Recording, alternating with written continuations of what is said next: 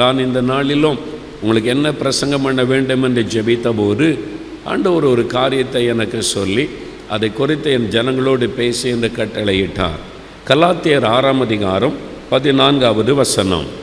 வேத புஸ்தகத்தில் அப்போஸ்தலனாகிய பவுல் கலாத்தியருக்கு எழுதின நிருபம் 6ஆம் அதிகாரம் 14வது வசனம்.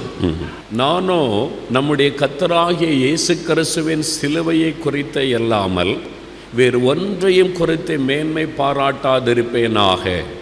பவுல் அப்போஸ்தலன் தன்னுடைய அனுபவத்தை சொல்லுகிறார். தன்னுடைய இருதயத்தின் ஆழத்திலிருந்து ஒரு அனுபவத்தோடு கூட சொல்லுகிறார். நானோ நம்முடைய கர்த்தராகிய இயேசுவின் சிலுவை குறித்த அல்லாமல் வேறு ஒன்றை குறித்து நான் மேன்மை பாராட்ட மாட்டேன் என்பதாக அவர் சொல்லுவதை நீங்கள் அங்கே வாசிக்க கேட்கிறோம். அவருக்கு மேன்மை பாராட்ட எத்தனையோ காரியம் இருந்தது. மனிதர் கூட, நாம் கூட பல காரியத்தை குறித்து மேன்மை பாராட்டுகிறோம்.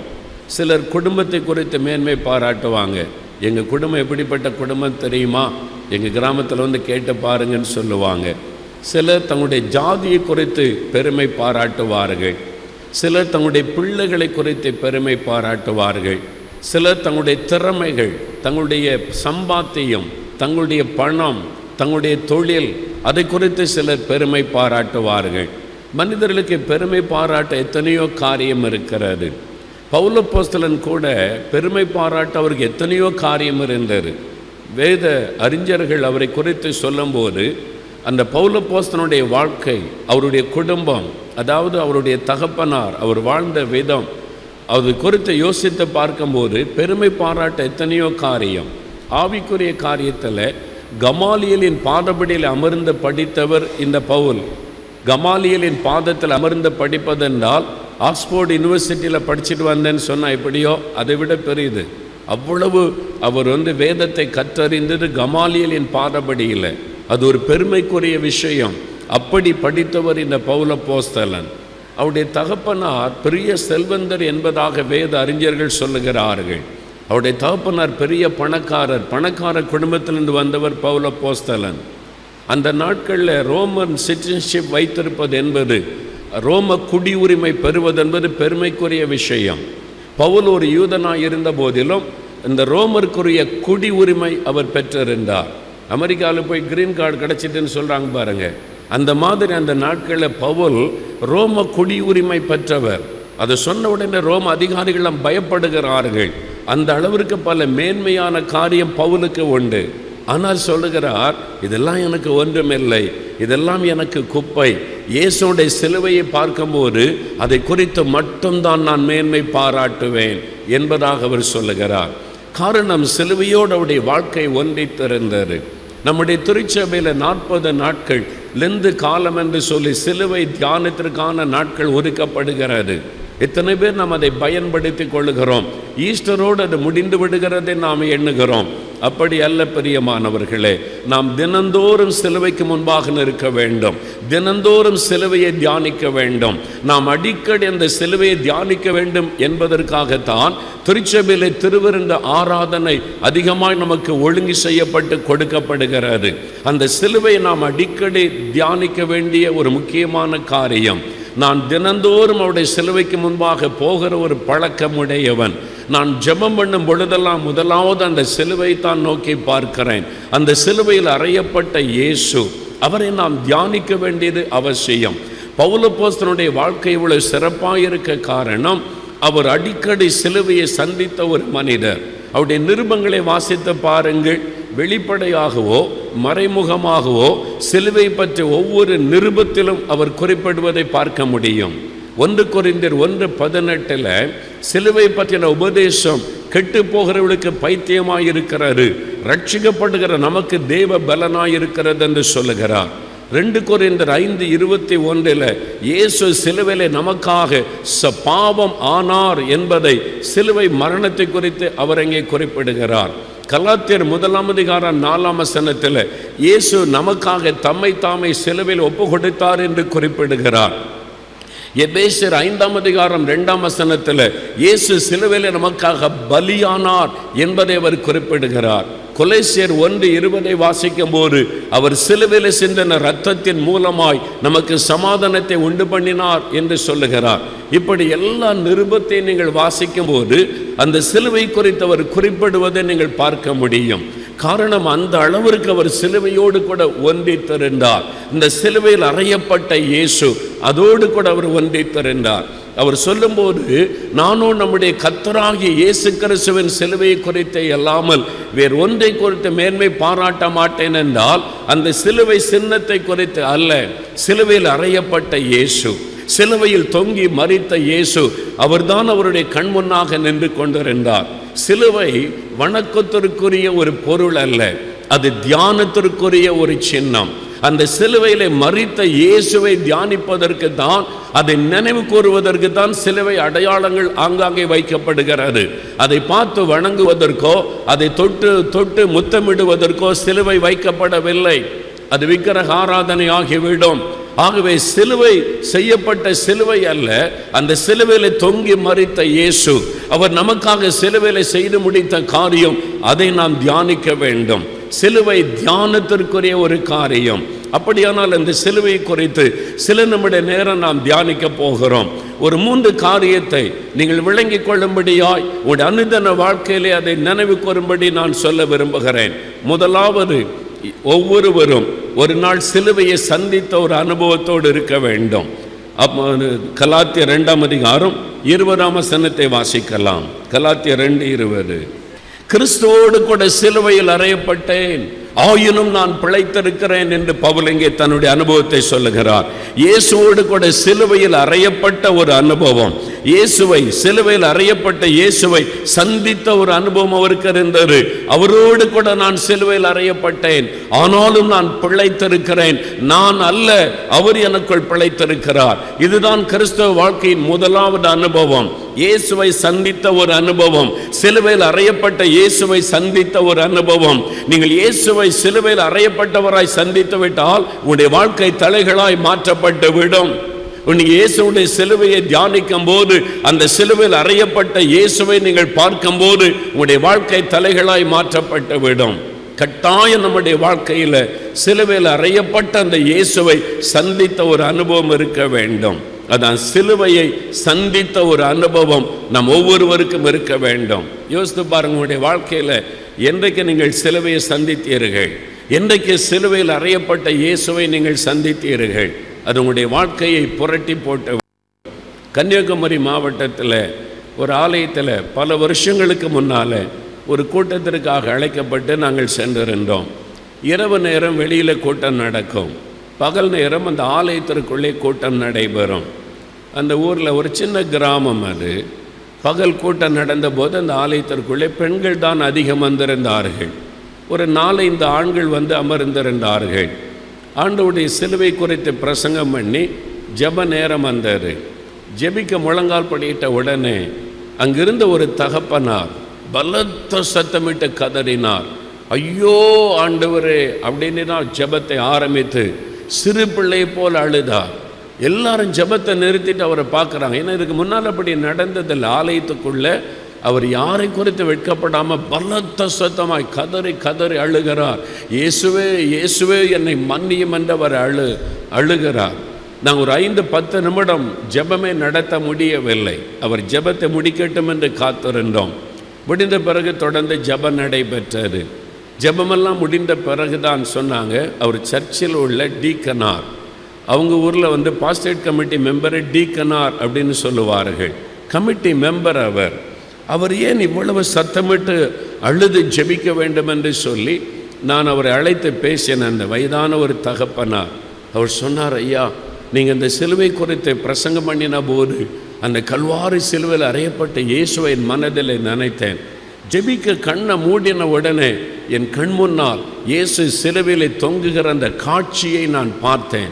நேரில் நான் பார்த்தபோது என்னால் தாங்க முடியவில்லை. நான் எவ்வளவு பெரிய பாவி என்பதை உணர்ந்து என்னையும் அறியாமல் நான் சத்தமிட்டு இயேசுவை நோக்கி நான் கதறினேன். இன்றைக்கு தான் என் பாவம் மன்னிக்கப்பட்ட ஒரு சந்தோஷம் எனக்கு கிடைத்திருக்கிறது. ஒரு சர்ச்சில் டீக்கனராக இருக்கிறவர், பயபக்தியோடு தெய்வத்தை தொழுது கொள்ளுகிறவர், அந்த ஆலயத்தில் வாரந்தோறும் வருகிறவர். ஆனால் அன்றைக்கு சிலுவையில் அறையப்பட்ட இயேசுவை சந்தித்தார். அவருடைய வாழ்க்கை மாற்றப்பட்டு விட்டார். அந்த சந்தோஷத்தை அவர் பெற்றுக்கொண்டார். அதான் ரட்சிப்பின் சந்தோஷம், பாவ மன்னிப்பின் சந்தோஷம். அவருடைய இரத்தத்தினால் கழுவப்பட்ட ஒரு அனுபவத்தை நாம் உடையவர்களாய் காணப்பட வேண்டும். மதுரையில் ஒரு வாலிப தம்பி இருந்தான். அவன் கல்லூரியிலே படித்து கொண்டிருந்தான். அவனுடைய சபையிலிருந்து சில வயதான தகப்பன்மார்கள் வாரந்தோறும் கிராம ஊழியத்துக்கு போவாங்க சுவிசேஷம் அறிவிப்பதற்காக. அவனுக்கு தெரியும் இவங்கெல்லாம் சர்ச்சையிலேருந்து ஒரு ஈவினிங்கில் போய் சுவிசேஷம் அறிவிக்க போவார்கள் என்று. ஒரு நாள் இவன் சொன்ன உற்சாகமா, உங்கள் கூட நான் வரட்டுமா இந்த கிராமத்துக்கு ஊழியம் செய்கிறதுக்கு என்று சொன்னபோது, வா தம்பி அப்படின்னு கூப்பிட்டு போனாங்க. அவங்களுக்கெல்லாம் ரொம்ப சந்தோஷம். ஒரு கிராமத்தின் எல்லையிலே போனாங்க. அங்கே ஒரு ஸ்கூலில் தான் அவங்க கூடி முதலாவது ஜெபம் செய்தார்கள். ஒரு மணி நேரம் ஜெபம் பண்ணிட்டு அந்த கிராமத்திற்கு சுவிசேஷம் அறிவிக்க போகிறார்கள். அவங்கெல்லாம் உட்கார்ந்து ஜெபம் பண்ணின போது எல்லாம் கைத்தட்டி பாட்டு பாடுறாங்க. சந்தோஷமாய், சந்தோஷம் பொங்குதே, சந்தோஷம் பொங்குதே, அந்த பாட்டெலாம் பாடுறாங்க. ரொம்ப மகிழ்ச்சியாக கைத்தட்டி ஆனந்தமாக பாடுறாங்க. இந்த வாலிபன் அவங்களெல்லாம் பார்க்குறான். இவங்கெல்லாம் எவ்வளோ சந்தோஷமாக இருக்கிறாங்க. ஒரு பெரிய மகிழ்ச்சி அவங்களுடைய முகத்தில், உள்ளத்தில் காணப்படுவது முகத்தில் தெரிகிறாரு. எனக்கு அந்த சந்தோஷம் இல்லையே. நானும் கிறிஸ்தவன் தான், நானும் சர்ச்சுக்கு போகிறேன், நானும் ஆராதனைக்கு போகிறேன். இந்த மாதிரி ஒரு சந்தோஷத்தோடு என்னால் மகிழ்ந்து பாட முடியலையே அப்படி நினைத்த போது ஜெபிக்க முழங்கால் படியிட்டார்கள். அவனுக்குள் ஒரு பாவ உணர்வு வந்தது. என் பாவத்தினால தான் எனக்கு சந்தோஷம் இல்லை அப்படின்ற ஒரு உணர்வு வந்தது. அவங்க எல்லாம் ஜெபிக்கிறாங்க, இவனால் ஜெபம் பண்ண முடியல. அதே மாதிரி சும்மா உட்கார்ந்திருந்தான். ஏதோ நமக்குள்ள ஒரு உண்மையான சந்தோஷம் இல்லை என்பதை உணர்ந்து கொண்டான்.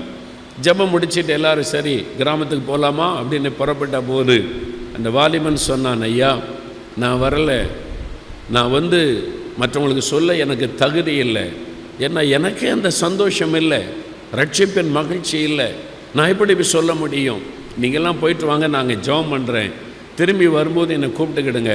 சொன்ன உடனே சரி தம்பி நீ ஜெபம் பண்ணி நாங்கள் போயிட்டு வரோன்னு அவங்கெல்லாம் போயிட்டாங்க. இந்த வாலிபன் முழங்கால் படியிட்டான். அவனுக்குள்ள ஒரு உணர்வு வந்தது, இயேசுவை நான் சந்திக்கணும், எனக்குள்ள இந்த ரட்சிப்பின் சந்தோஷம் வேணும். அவன் முழங்கால் படியிட்டு இயேசுவே நீ ஜெபிக்க ஆரம்பித்தான். அப்பொழுது அவனுடைய ஆவிக்குரிய கண்கள் திறக்கப்பட்டது.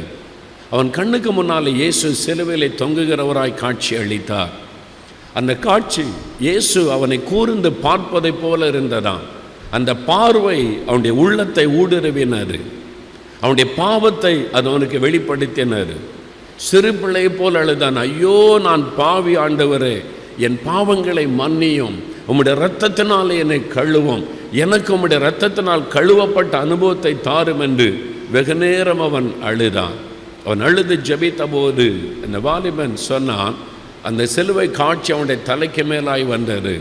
இயேசுவின் கால்களிலிருந்து வடிகிற அந்த இரத்தம் அவனுடைய தலையில் விழுவதை போல ஒரு உணர்வு, அந்த எக்ஸ்பீரியன்ஸ், அப்படியே அந்த இரத்தம் அவனுக்குள்ளே வடிந்து அவனை கழுவுவதை போல உணர்ந்தான். அந்த பாரம் மறைந்தது, உள்ளத்தில் ஒரு சந்தோஷம், மகிழ்ச்சி. தனியாக உட்காந்து பாடுறான். அவனுடைய உள்ளத்தில் சந்தோஷத்தோடு ஒரு மகிழ்ச்சியோடு கூட ஆண்டவரை துதித்து பாட ஆரம்பித்து விட்டான். சந்தோஷம் பொங்குதே, சந்தோஷம் பொங்குதேன்னு சொல்லி அதன் பிறகு அவனுடைய வாழ்க்கை மாறினது. ஒரு பெரிய சந்தோஷம், ரட்சிப்பின் அனுபவத்தை பெற்று கர்த்தருக்கு ஊழியம் செய்ய ஆரம்பித்தான். வேலை செய்து கொண்டே ஏராளமான ஊழியங்களை அவர் செய்து முடித்தார். எனக்கு பிரியமானவர்களே, இயேசுவின் சிலுவையை சந்தித்த ஒரு அனுபவம் உங்களுக்கு இருக்கிறதான்னு யோசித்து பாருங்கள். இல்லாவிட்டால் இன்றைக்கு சிலுவையில் அறையப்பட்ட இயேசுவை நீங்கள் சந்திக்க வேண்டும். திருவிருந்து ஆராதனைக்கு வரும் பொழுது ஏதோ நான் திடப்படுத்தல் படித்து விட்டேன் ஆகவே வருகிறேன் என்ற உணர்வோடு அல்ல, எனக்காக அவர் ரத்தம் சிந்தினார், அந்த இரத்தத்தோடு எனக்கு சம்பந்தம் உண்டு, அந்த இரத்தம் என்னுடைய பாவங்களை கழுவி சுத்திகரிக்கும். ஐயோ நான் இயேசுவோடு கூட ஒப்பரவாகி அவரோடு அவருடைய இரத்தத்தின் மூலமாக ஐக்கியப்பட வேண்டும் என்ற அர்ப்பணிப்போடு அந்த அனுபவத்தோடு நாம் முழங்கால் படியிட்டு அந்த அப்பத்தையும் திராட்சரசத்தை பெறும் பொழுது இயேசுவின் சிலுவை மரணத்தோடு நாம் ஐக்கியப்பட வேண்டும். அதற்குத்தான் இந்த திருவிருந்து ஆராதனை. சிலுவையில் அறையப்பட்ட அந்த இயேசு, அவரை சந்தித்த ஒரு அனுபவம் நமக்கு இருக்க வேண்டும். இதுவரைக்கும் இல்லாவிட்டால் இன்றைக்கு ஆண்டவர் உங்களோடு பேசுகிறார். யாரோ ஒருவர் இங்கே இருக்கிறீங்க, இன்னும் ரட்சிக்கப்படவில்லை. யாரோ ஒருவர் இந்த இடத்துல இருக்கிறீங்க, பக்தி உள்ளவர்கள் தான், அதனால தான் ஆலயத்துக்கு வந்திருக்கிறீர்கள், ஜெபம் பண்றீங்க, பைபிள் வாசிக்கிறீங்க. ஆனால் இயேசுவை சந்தித்த ஒரு அனுபவம், அவரால் ரட்சிக்கப்பட்ட ஒரு அனுபவம், பாவம் மன்னிக்கப்பட்ட ஒரு அனுபவம் இதுவரை உங்களுடைய வாழ்க்கையில இல்லை. ஆகவே தான் ஆண்டவர் உங்களோடு பேசுகிறார். நீங்க ரட்சிக்கப்படணும், அந்த இரத்தத்தினால கழுவப்பட வேண்டும், அந்த ஜென்ம பாவங்கள் உங்களை விட்டு மாற வேண்டும். சிலுவையில் அறையப்பட்ட இயேசு உங்களை சந்திக்கிறார். அதற்காக எங்கோ போய் நீங்கள் காத்திருக்க வேண்டிய அவசியம் இல்லை. இப்பொழுது இந்த ஆலயத்தில் ஆண்டவர் உங்களை சந்திக்கிறார். ஆண்டவரே, உம்முடைய ரத்தம் என்னை கழுவட்டும், உம்முடைய ரத்தத்தினால் என் பாவங்களை கழுவி சுத்திகரியும், நீர் எனக்காக என் பாவங்களுக்காக சிலுவையில் மரித்தீர் என்று உங்களை அர்ப்பணிக்கும் போது அவருடைய ரத்தம் உங்களை கழுவி சுத்திகரிக்கும். இயேசுவை சிலுவையை சந்தித்த ஒரு அனுபவம் நமக்கு இருக்க வேண்டும். முதலாவது. இரண்டாவது, ஆண்டவர் நம்மை எதற்காக அழைத்திருக்கிறார் என்றால், மத்தேயு 16:24 மத்தேயு 16:24. இரண்டாவது ஆண்டவர் சொல்லுகிறார், சிலுவையை சுமக்க வேண்டும். முதலாவது நீங்கள் சிலுவையை சந்திக்கணும், இரண்டாவது சிலுவை சுமக்க வேண்டும். ஒருவன் என்னை பின்பற்றி வர விரும்பினால் தன்னைத்தான் வெறுத்து தன் சிலுவை எடுத்துக்கொண்டு என்னை பின்பற்ற கடவன். சிலுவை என்பது பாடுகள். இயேசு இந்த சிலுவையில் அறையப்படவில்லை. இயேசுவின் நாட்களில் சிலுவை மரணம் என்பது ஒரு சாபமாய் கருதப்பட்டது. கொலை செய்கிறவங்க, கொள்ளையடிக்கிறவங்க, அரசாங்கத்துக்கு விரோதமாக எழும்புகிறவர்களுக்கு ரோம் அரசாங்கம் கொடுக்கிற கொடிய தண்டனை சிலுவையிலே நிறைவேற்றப்பட்டு வந்தது. அந்த சமயத்தில் இயேசு சொல்லுகிறார், ஒருவன் என்னை பின்பற்றி வர விரும்பினால் தன் சிலுவையை எடுத்துக்கொண்டு என்னை பின்பற்ற கடவன். அப்போ இயேசு சிலுவையில் அறையப்படவில்லை. அந்த சிலுவை சாப சின்னமாய் கருதப்பட்டு கொண்டிருக்கிறது. ஒரு மனிதன் சிலுவையில் அறையப்பட ஒப்பு கொடுக்கப்பட்டால் அவன் மீது அந்த சிலுவையை வைத்து அவங்க இழுத்து கொண்டு போவார்கள். இது எல்லாருக்குமே தெரியும். சிலுவை சுமக்கிற ஒரு வேதனை. இயேசு சொல்லுகிறார், நீங்க என்ன பின்பற்றி வர வேண்டுமானால் உங்க சிலுவையை நீங்க சுமந்து கொண்டு வரணும். ஒவ்வொருவருக்கும் ஒரு சிலுவை. எப்போ நீங்க ரட்சிக்கப்படுவீங்களோ ஆண்டவர் உங்களுடைய தோளில் ஒரு சிலுவை கொடுக்கிறார். இந்த வச்சுக்க, நம்ம கழுத்தில் சிலுவை போட்டுக்கொள்கிறோம், செயினில் ஒரு அடையாளம். நாம் கிறிஸ்தவங்க என்பதுக்கு ஒரு அடையாளம். அது மாத்திரமல்ல, சிலுவையில் எனக்காக மரித்த இயேசுவை நான் சொந்தமாக்கி இருக்கிறேன் என்பதற்கு அடையாளம். செயினில் போட்டிருக்கிற சிலுவை சுமப்பதற்கு அல்ல. உபத்திரவம், பாடுகள், நிந்தைகள், நெருக்கங்கள் சிலுவை பாடுகளை குறிக்கும். இயேசு சொல்றார், என்னை நீ பின்பற்றணுமானா இதை சுமக்கணும், சிலுவை சுமக்கணும். எப்போ நீங்கள் ரட்சிக்கப்பட்டு இயேசுவே உம்முடைய பிள்ளை ஆயிட்டேன்னு சொல்றீங்களோ தோளில் ஒரு சிலுவை வச்சிடறார், இதை சுமந்துக்கிட்டு வா. அது ஆண்டவர் சொல்லுங்க, ஒருவன் என்னை பின்பற்றி வர விரும்பினால் தன் சிலுவையை சுமந்து கொண்டு வர கடவன். ஒவ்வொருவருக்கும் ஒரு சிலுவை. அந்த பாடுகள் சில சொல்லுங்க, ஒரே உபத்திரமாக இருக்கிற பிரதர், பாடுகளாக இருக்கிற பிரதர், அதான் கிறிஸ்தவ வாழ்க்கை. சில சொல்லுவாங்க, பிரதர் எப்படி இந்த ஊழியம் செய்கிறீங்க, ஊழியத்தில் இவ்வளோ பாடுகள் தானேம்பாங்க. பாடு இல்லாமல் ஏது ஊழியம்? பாடு இருக்க தான் செய்யும். பாடு இல்லாமல் கிறிஸ்தவ வாழ்க்கை கிடையாது. பாடு உபத்திரம் இல்லாமல் இயேசுவை பின்பற்ற முடியாது. நான் ஆரம்பத்தில் நினச்சேன், பாடியில் இருந்தேன், பாடி சிஎஸ்ஐ சர்ச்சில். பாடியில் தான் இயேசு என்னை சுகமாக்கினார். நான் மரணப்படுக்கையில் சாக கிடந்தப்போ பாடியில் மெயின் ரோட்டில் முன்னால் எங்களுக்கு கடை, பின்னால் எங்களுக்கு வீடு. அந்த நாட்கள் 68லலாம் பாடியில் மொத்தமே ஒரு 7-8 கடை தான் இருக்கும். இப்போ போய் பாருங்கள், அடையாளமே தெரில பாடி எனக்கு. அப்போது 7 மணிக்கெல்லாம் கடை மூடிடுவாங்க. அந்த நான் பள்ளியில் படிக்கிற காலத்தில் சிங்கரம்ல ஸ்கூலில் படித்தேன், வெள்ளிவாக்கத்தில். அங்கே தான் இயேசு எனக்கு அற்புதம் செய்தார். பாடி சர்ச்சில் சேர்ந்த ஒரு சகோதரர் ஜெபம் பண்ணும்போது தான் எனக்கு அற்புதம் நடந்தது. அவர் தான் பாடி சர்ச்சு கூப்பிட்டு போனார் எனக்கு. அதுக்கு பிறகு தான் பாடி சர்ச்சுக்கு, அப்போ பிரிட்டானியா ஸ்கூலில் அந்த நடக்கும் இந்த சர்ச். அப்போ சர்ச்செல்லாம் கட்டப்படவில்லை. அங்கே தான் நான் போய் கொண்டு இருந்தேன். அப்போ ஆண்டவர் என்னை ஊழியத்துக்கு அழைச்ச போது ஊழியத்துக்கு ஒப்பு கொடுத்துட்டேன். பாடியில் எங்களுக்கு சொந்த வீடு இருக்கிறது, அங்கே தான் நான் தங்கி இருந்தேன். அப்போது ஊழியத்துக்கு ஒப்பு கொடுத்த உடனே நான் நினச்சேன், எல்லோரும் என்னை உற்சாகப்படுத்துவாங்க, ஊழியத்துக்கு வந்துட்டான், ஒரு இந்துவாக இருந்து ரட்சிக்கப்பட்டு ஊழியத்துக்கு வந்துட்டான்னு நினச்சேன். ஆனால் எல்லாம் தலைகளாக நடந்தது. நிந்தைகள், சொல்லாததை சொன்னதா, செய்யாததை செய்ததா, நிந்தைகள், அவமானங்கள் வந்தது. என்ன நம்மளை பற்றி எல்லாரும் பேசுகிறாங்க, ஒரு மாதிரி தப்பு தப்பாக பேசுகிறாங்க. நான் சொல்லாததை சொன்னதா, செய்யாததை செய்ததா, அப்படியே நடந்த மாதிரி பேசுகிறா. இதெல்லாம் கேள்விப்படும் போது நான் ரொம்ப நொறுங்கி போனேன். எங்கள் வீட்டில் ஒரு நாள் ராத்திரி 11 மணிக்கு முழங்கால் படிக்கிட்டு ஆண்டவரை பார்த்து சொன்னேன், என்னை விட்டுருங்க ஆண்டவரே, எனக்கு வேண்டாம், என்னை ஊழியமே வேண்டாம், நான் போய் வேலை பார்க்குறேன், ஞாயிற்றுக்கிழமை சர்ச்சுக்கு வருவேன், ஊழியம் செய்கிறேன், அந்த நாள் முழுவதும் உமக்காக ஊழியம் செய்கிறேன், இது வேண்டாம், எனக்கு இந்த ஊழியமே வேண்டாம், இது மாதிரிலாம் பேசுகிறாங்க, இல்லாத பொல்லாதெல்லாம் பேசுகிறாங்களே அப்படின்னு நான் அழுது கொண்டு இருந்தேன். ஒரு ராத்திரி உட்கார்ந்து ரொம்ப நேரம், நான் ரொம்ப சென்சிட்டிவ், யாராவது பேசினா என்னால் தாங்கிக் கொள்ள முடியாது. அதனால் ஆண்டவர்கிட்ட போய் சொன்னேன், எனக்கு வேண்டாம் இந்த ஊழியமே, என்னை விட்டுருங்க, நான் போகிறேன் ஆண்டவரே, ஏதாவது வேலை பார்க்குறேன், உம்மை விட மாட்டேன், நீர் எனக்கு அற்புதம் செய்திருக்கிறேன், என்னை பற்றி இப்படியெல்லாம் பேசுகிறாங்க தாறுமாறா, வேண்டாம் அப்படின்னு சொல்லி அழுது கொண்டு இருந்தேன். நடு ராத்திரி இருக்கும், இயேசு பிரசன்னமானார். எனக்கு மறக்கவே இல்லை, எனக்கு சிரித்த முகத்தோடு ஆண்டவர் வந்து நின்று, அழுதுகிட்டு இருக்கிறியா? அப்போ ஆண்டவர் வந்து உன்னை பற்றி பேசுகிற ஆளை பாரு, நான் என்ன பண்ணுறேன் பாரு, உனக்காக யுத்தம் பண்ணுறேன் பாரு அப்படிலாம் சொல்லுவார்னு பார்த்தேன். நான் அப்படி சொல்லலை. அவங்க அப்படி தான் பேசுவாங்க, அவங்க அப்படி தான் நிந்திப்பாங்க. நீ இந்த சிலுவையை சுமந்து கொண்டு தான் என்னை பின்பற்றணும். ஆண்டவர் எனக்கு சொன்னார், இந்த சிலுவையை சுமந்து கொண்டு தான் என்னை பின்பற்றணும். நான் பிதாவுடைய விருப்பமானதை மட்டுமே இந்த உலகத்தில் நிறைவேற்றினேன். என்னையே மென்டல்னு சொன்னாங்க, பிசாசு பிடித்தோன்னு சொன்னாங்க, அதுக்கு மத்தியில் தான் நான் ஊழியம் செய்தேன். என்னையே அப்படி சொன்னாங்கன்னா நீ என்னை விட பெரிய ஆளா? என்னை பின்பற்றணுமான சிலுவை சுமக்கணும். எனக்கு அது வரைக்கும் தெரியாது. அன்றைக்கு ராத்திரி என்னை ஒப்பு கொடுத்தேன் பாடுகளுக்கு, சிலுவை சுமக்க என்னை ஒப்பு கொடுத்தேன். ஆண்டவரே, பாடுகள், நிந்தைகள், அவமானம் என்ன வந்தாலும் நாம பின்பற்றுவேன் என்று ஒப்பு கொடுத்தேன். அதற்கு பிறகு பாதிப்பில்லை. யார் என்ன பேசினாலும், என்ன எழுதினாலும், யார் என்ன சொன்னாலும் உள்ளம் பாதிக்கப்படாது. சிலுவை சுமக்கதான் அவர் என்னை அழைத்திருக்கிறார். நான் மாத்திரமல்ல, ஊழியர்கள் மாத்திரமல்ல, ஒவ்வொரு விசுவாசிக்கும் ஆண்டவர் என்ன வாக்கு கொடுக்கிறார்? யோவான் 16:33 உலகத்தில் உங்களுக்கு உபத்திரவம் உண்டு, ஆனாலும் திடன் கொள்ளுங்கள், உலகத்தை ஜெயித்தேன். இயேசுவை பின்பற்றும் போது உபத்திரவமே கிடையாது, பாடுகளே கிடையாது, உனக்கு துக்கமே கிடையாது என்று இயேசு எந்த இடத்திலும் வாக்கு கொடுக்கவில்லை. பாடுகள் உண்டு, வீட்டுக்குள்ள உபத்திரவம் வரும், வேலை செய்கிற இடத்துல பாடு வரும், பிஸ்னஸ் பண்ணுற இடத்துல பாடு வரும், இருக்கிற இடத்துல உபத்திரவங்கள், பாடுகள், நிந்தைகள், நெருக்கங்கள் வரும். நீ சிலுவை சுமந்து கொண்டு தான் என்னை பின்பற்ற வேண்டும். அதில் தான் ஒரு பெரிய சந்தோஷம் இருக்கிறது என்பதை ஆண்டவர் கற்றுக் கொடுத்தார். நீங்கள் அதை அறிந்து கொள்ள வேண்டும். சிலுவை சுமக்க நீங்கள் அழைக்கப்பட்டவர்கள். வீட்டுக்குள்ள உபத்திரவம், இன்னைக்கு பாடுகளை சகிக்க கிறிஸ்தவர்களுக்கு மனம் இல்லை. இயேசு கிறிஸ்து சிலுவையை சகித்தார் என்று வேதம் சொல்லுகிறார். எபிரேயர் 12 2-3 வசனம் பாருங்க. எபிரேயர் 12 2 வசனம் வாசிங்க.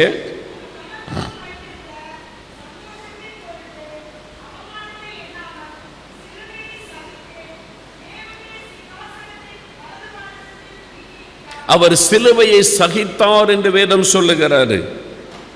அவமானத்தை எண்ணாமல் சிலுவையை சகித்தார். இன்னைக்கு ஏன் குடும்பத்தில் கணவன் மனைவிக்குள்ள பிரிவினை வருது? ஏன் மாமியார் மருமகள் பிரச்சனை பெரிதாக எழும்பி குடும்பங்கள் உடைக்கப்படுகிறது? சகிப்பதற்கு மனமில்லை. கிறிஸ்தவர்கள் சகிப்புத்தன்மையை நாம் இழந்து விட்டோம். இயேசு நமக்கு கற்றுக் கொடுத்த பாடத்தை மறந்து விட்டோம். அவமானம், நிந்தைகள், பொய்யான குற்றச்சாட்டுகள், ஆண்டவர் அதை சகிக்கிறார். ஒரு சகோதரி வந்தாங்க, எனக்கு ஒரு வேலை கிடைக்கணும் அங்கிள், எனக்காக ஜெபம் பண்ணுங்க. ரொம்ப ஜெபம் பண்ணியாச்சு சில மாதங்கள். அடுத்த மாதம் வந்து எனக்கு வேலை கிடைச்சிட்டு ஆண்டவர் எனக்கு வேலை கொடுத்துட்டார் அங்கிள். ஜெபத்தை ஆண்டவர் கேட்டார். ரொம்ப சந்தோஷமாக கர்த்தர் ஒன்று ஆசீர்வதிப்பான்னு சொல்லியாச்சு. 2-3 மாதம் கழிச்சு திரும்ப வந்தாள். திரும்ப எனக்கா ஜெபம் பண்ணணும், என்ன ஜெபிக்கணும்? இந்த வேலை எனக்கு வேண்டாம், நான் வேலையை விட போகிறேன், வேறு வேலை கிடைக்கிறதுக்கு ஜெபம் பண்ணுங்க. என்ன வேலை வேணும்னு ஜெபிக்க சொன்னேன், ஜெபம் பண்ணியாச்சு.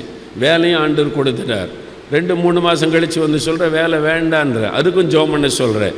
என்ன பிரச்சனை சொல்லுன்னு கேட்டால், என்னுடைய மேல் அதிகாரி என்னை ரொம்ப கொடுமைப்படுத்துகிறாங்க. நான் ஒழுங்காக தான் வேலை செய்கிறேன், என்னை கடினமாக என்ன கொடுமைப்படுத்துகிறாங்க, என்கிட்ட எல்லா வேலையும் கொடுத்து செய்ய சொல்கிறாங்க. நல்லது தானே?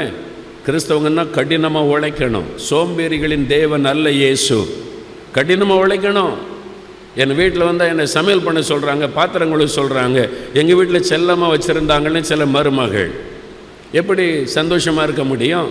ஒன்றுன்னா பாத்திரம் விளக்கணும், சமையல் பண்ணணும், எல்லாரையும் கவனிக்கணும், பாடுகளுக்கு ஒப்பு கொடுக்கணும். சுகபோகமான வாழ்க்கையில், இந்த கடினமான வாழ்க்கையில் தான் சந்தோஷத்தை ஆண்டவர் வைத்திருக்கிறார்.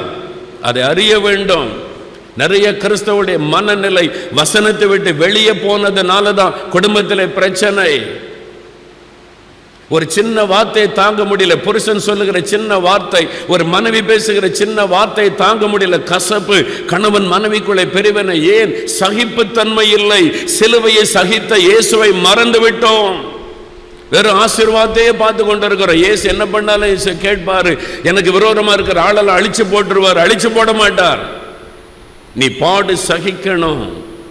அந்த வீட்டுக்குள்ள ஏன் உங்களை கொண்டு வந்திருக்கிறார்? நீ பாடு சகித்தவனை உருவாக்க வேண்டும். அதற்கு தான் கர்த்தர் அந்த வீட்டுக்குள்ள வச்சிருக்கிறார். அதுக்கு தான் அந்த அப்படிப்பட்ட கணவர், அப்படிப்பட்ட மனைவி, அப்படிப்பட்ட மாமியார், அப்படிப்பட்ட எஜமான்.